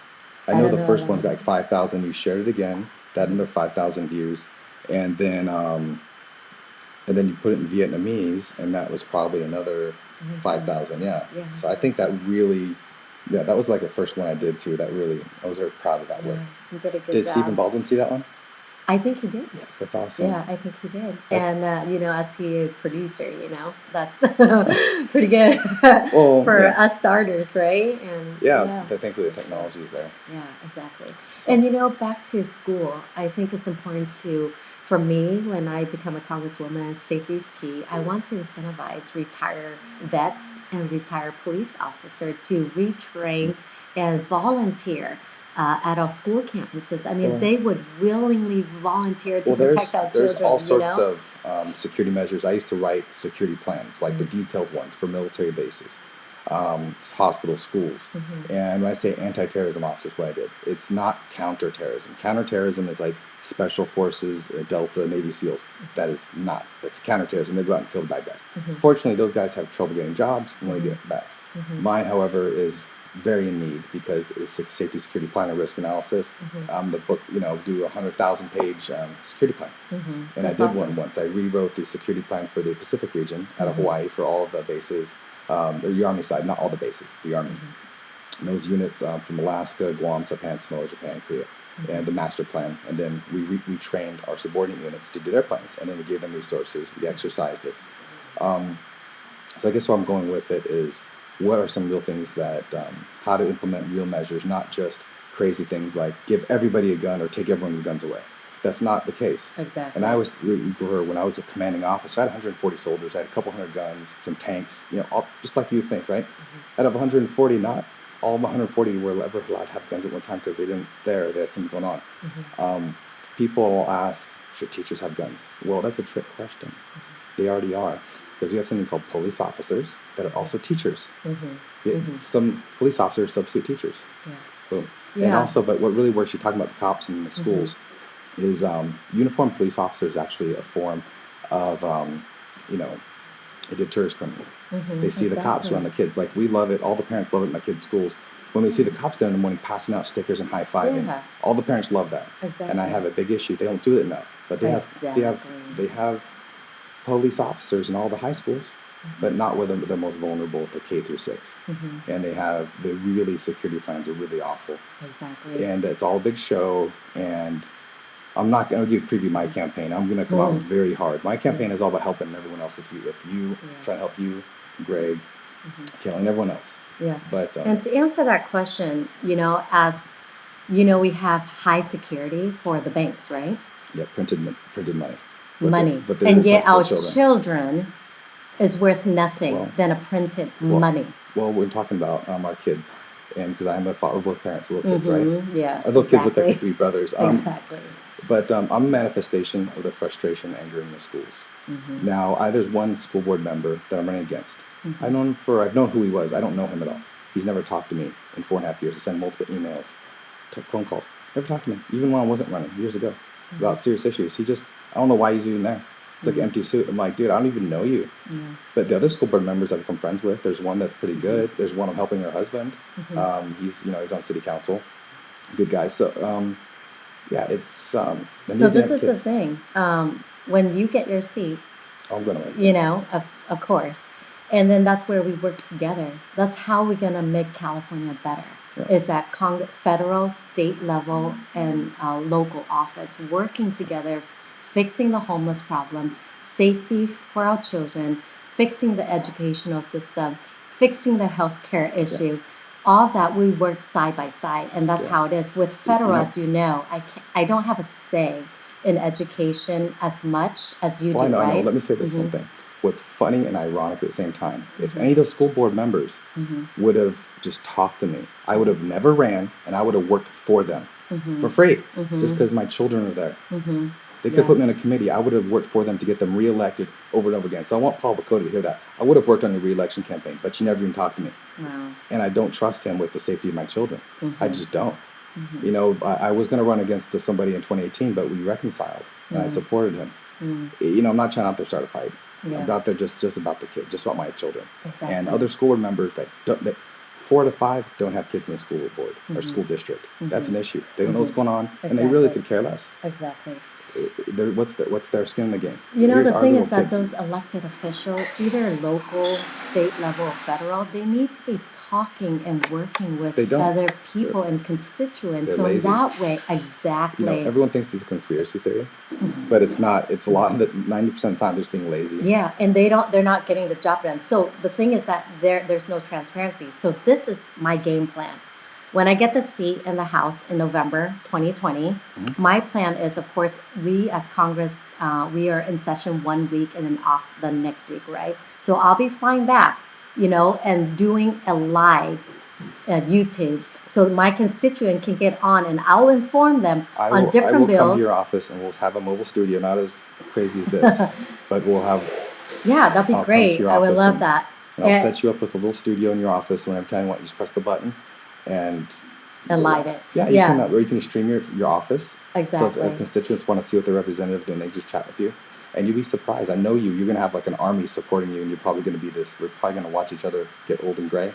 I'm going to see you in 20 years with your hair all white. Oh my goodness. Wait, maybe 30 for you. Gray? Yeah. Maybe gray hair. Yeah, I'm sure when we're eventually all silverbacks, really old, and you know, and Cole over there, he's running for Congress, and we're super old and everything. But hey, at least we have a legacy that we can pass on to the next generation and that we can be proud of. A legacy that we did something for our children, our family in California and America. So that's what I am proud of and most proud of, even though, you know, we're just normal, you know, Joes, but yet we have a heart that we want to fight to keep America free and our children safe. And our vet taken care of, and addressing the issue. And I know, as you being a vet, you know, I have my dad is a vet as well, Vietnam vet that helps the American fight the VidCon. So you guys have a special place in my heart, you know, the veterans, and I want to address the issue. Even though you guys come back from the war, you guys are traumatized, you know, PTSD with, you know, different issues. But the thing is that you guys have medicine for help already, but I want to incentivize more a accountability of where we can help you get back in society. I have an issue I can bring to you once you're elected. This is an issue that Tulsi Gabbard was helping me. I know you ever heard of her? You heard of her? She's well, she was at Hawaii. I was stationed in Hawaii, and I'm still trying to fix it. I had 4 of my soldiers wrongfully discharged while I was their commander, and Lou Correa of the 46th Congressional District and Tulsi Gabbard were helping me. And actually, Katie Porter wasn't answering the phone. So I had I had a conference call with Tulsi Gabbard's people. Tulsi Gabbard emailed me direct. She had the time to email me. My school board member wouldn't. My own congressional, Katie Porter, would not. That's why I support like anybody. See, that's why they need to be out of office. Yeah, she would. If you're not doing your job, this is the thing. Once we had signatures from Tulsi Gabbard, and Lou Correa's office leading it, and Tulsi was helping. Once they had signatures, both of them, it was kind of embarrassing to Katie Porter. So she ended up not only signing it with them, like I can show you the documents. That's awesome. And she ended up hiring a veteran. His name is Gage. See, the thing is that pressure, you know, to do the job. So the thing is that if you are going into public servant, which is elected official running for office, you are a public servant to your constituent, and that's your job. That's your calling. That's what you must do, is take care of your constituent and do the job for the people. The power belongs to the people, and they're the one that hiring you as a congresswoman, congressman, assembly, senate, city council, mayor, school board, whatever position you're running. They're hiring you. You got that job because they hire you on.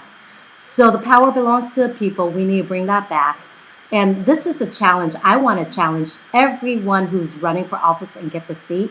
If you don't do your job in whatever the term you have, 2 years before the next election or 4 years, then the people have every right to vote you out, and they should.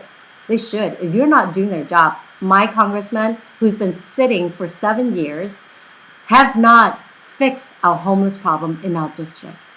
And I honestly challenge him, when I get that seat in 2 years, I'm going to get that done. In my district. I'm not talking about California. In my district. We're going to get that clean up. And if I don't, please vote me out. I want you guys to vote me out. And this is what I'm going to sign. And I challenge Lowenthal to sign onto it too. And challenge him to take care of his job. Well, first off, you're his worst nightmare. Once you make the primary, you are. Yeah. We both know that. Yeah. Okay, you have more good comments. Amy is great. Everyone seems to like you. So anyway, thank you, James. And okay. Oh, Melissa Snow says she loves her passion, raw, brutally honest, strong. We'll pray you win. Donated.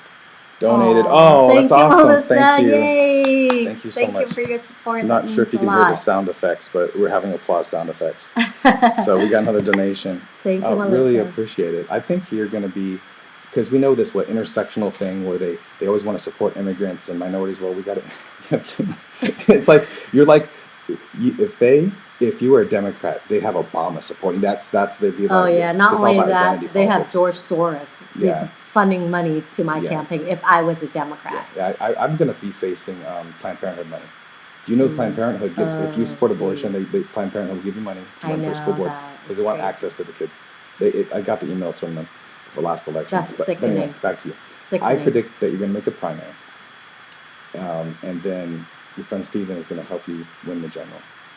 I think so. And not only that, I think a lot of his friends and people are going to join in and help me win the November election. I grew up here in the U.S., and it was surreal for me to be part of Don Wagner's campaign from start to finish. I mean, I know the guy for years, but I joined his campaign in 2018, helped him get elected, and to be a part of coming from off the street, talking to people, getting elected, and taking over the democratic process was really fascinating to me. And he appointed me, commissioner for a section, which was really interesting. And then awesome. You're about to go through it, and so March 4th, everyone is going to want to be your best friend. You know what? And I want a team. Like on my team, I don't know if any candidate who are running have this expectation for the team, but I'll be vulnerable with everyone again. My team, day one. God has spoken to my heart that this is how I need to run it. I need to have a team of prayer warriors, and I do have that. And then I have a team that volunteers for my campaign, and I go, these are the requirements. If you agree to this, then I'll be more than happy to have you on my team. If not, I totally understand. So my requirement is you must have integrity. You must have character, and no gossiping. Because when gossip about a person, you discredit someone's character before someone gets to know them. That's unacceptable in my campaign. So if these are some qualities that match along with your belief, then I would love to have you on. If not, I totally understand. And every one of my volunteers, that I always have this hard conversation with them, and they say, yes, this is what I want. But, within the team, of course, I only address 3 person about that issue. And that's amazing out of, a lot of volunteers. And, my team, because people believe in what I'm doing to save California, to protect the 47th district, the Port of Long Beach for trade, national security, and also the airport of Long Beach and the base of Los Alamitos. It's national security. We have to protect it and defend it. And so I'm doing this for the people, and they see that, and they're super supportive, and my team is supportive. And you know what? Who else best to take to DC except for those who are running with me on this race through thick and thin? You know what I mean? Okay, so I got something else that's going to happen to you. You're going to be you're going to win the primary. Then the fourth, the NRCC is going to come to you and say, okay, all of your campaign people are fired. These are people. Then they're going to want to use the same failed strategies that lost them 3 seats in 2018. What are you going to say when they say that? When they come to you and You you're know, like, I don't these are know. people. You know, Because they're going to find out you made it through once, because everyone likes a winner. As soon as you make that primary, it's all going to come at you. They're going to sit down with you. They're going to be, are you going to keep your team, that core team that got you across the finish line? I love that sound that they'll jump in and help with money and everything, the national committee. But honestly, There's I don't strings think attached. so. Strings attached. Yeah. You have to do it their way. Yeah. Their people. See, that's not going to happen. And the thing is that I don't think they're going to come because they say I have to raise a certain amount, okay? And then they'll come in after the primary. But you know what? If I blown this out of the left field and I win this primary, just new and fresh to this. First off, you're going to win, and they are watching. Trust me. Yeah, and you know what? If they're sick and tired of the same O, and they're okay with that, then don't choose me. But if they want change and something new, and I guess the new AOC would bring, then choose me and back me up. Yeah. But the thing is that it has to be on my term. I'm not bought out, okay? Number one. You know what? There's actually someone who already solicited me by saying, we can give you over $100,000 if you do this for us when you get to Congress. And I go, I appreciate your thoughts, but no thank you. Pretty sure they're going to do more than that. I know. This was just a one example. So what I'm saying is I already get this introduced to me already at an early stage when I start the campaign.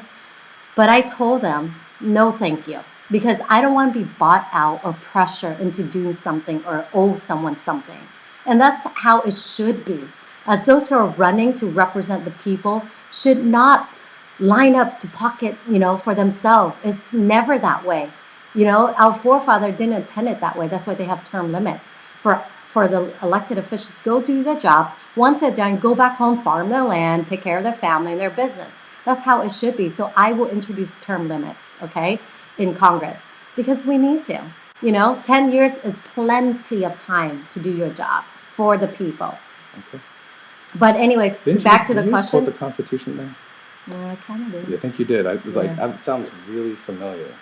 I hope in Congress people understand the Constitution and know it. I'm pretty sure like half of Congress hasn't even read the Constitution. You know what the problem is that even state of California, even a commissioner do not study up on the Constitution. You know that, right? None of them read over the Constitution. Yeah.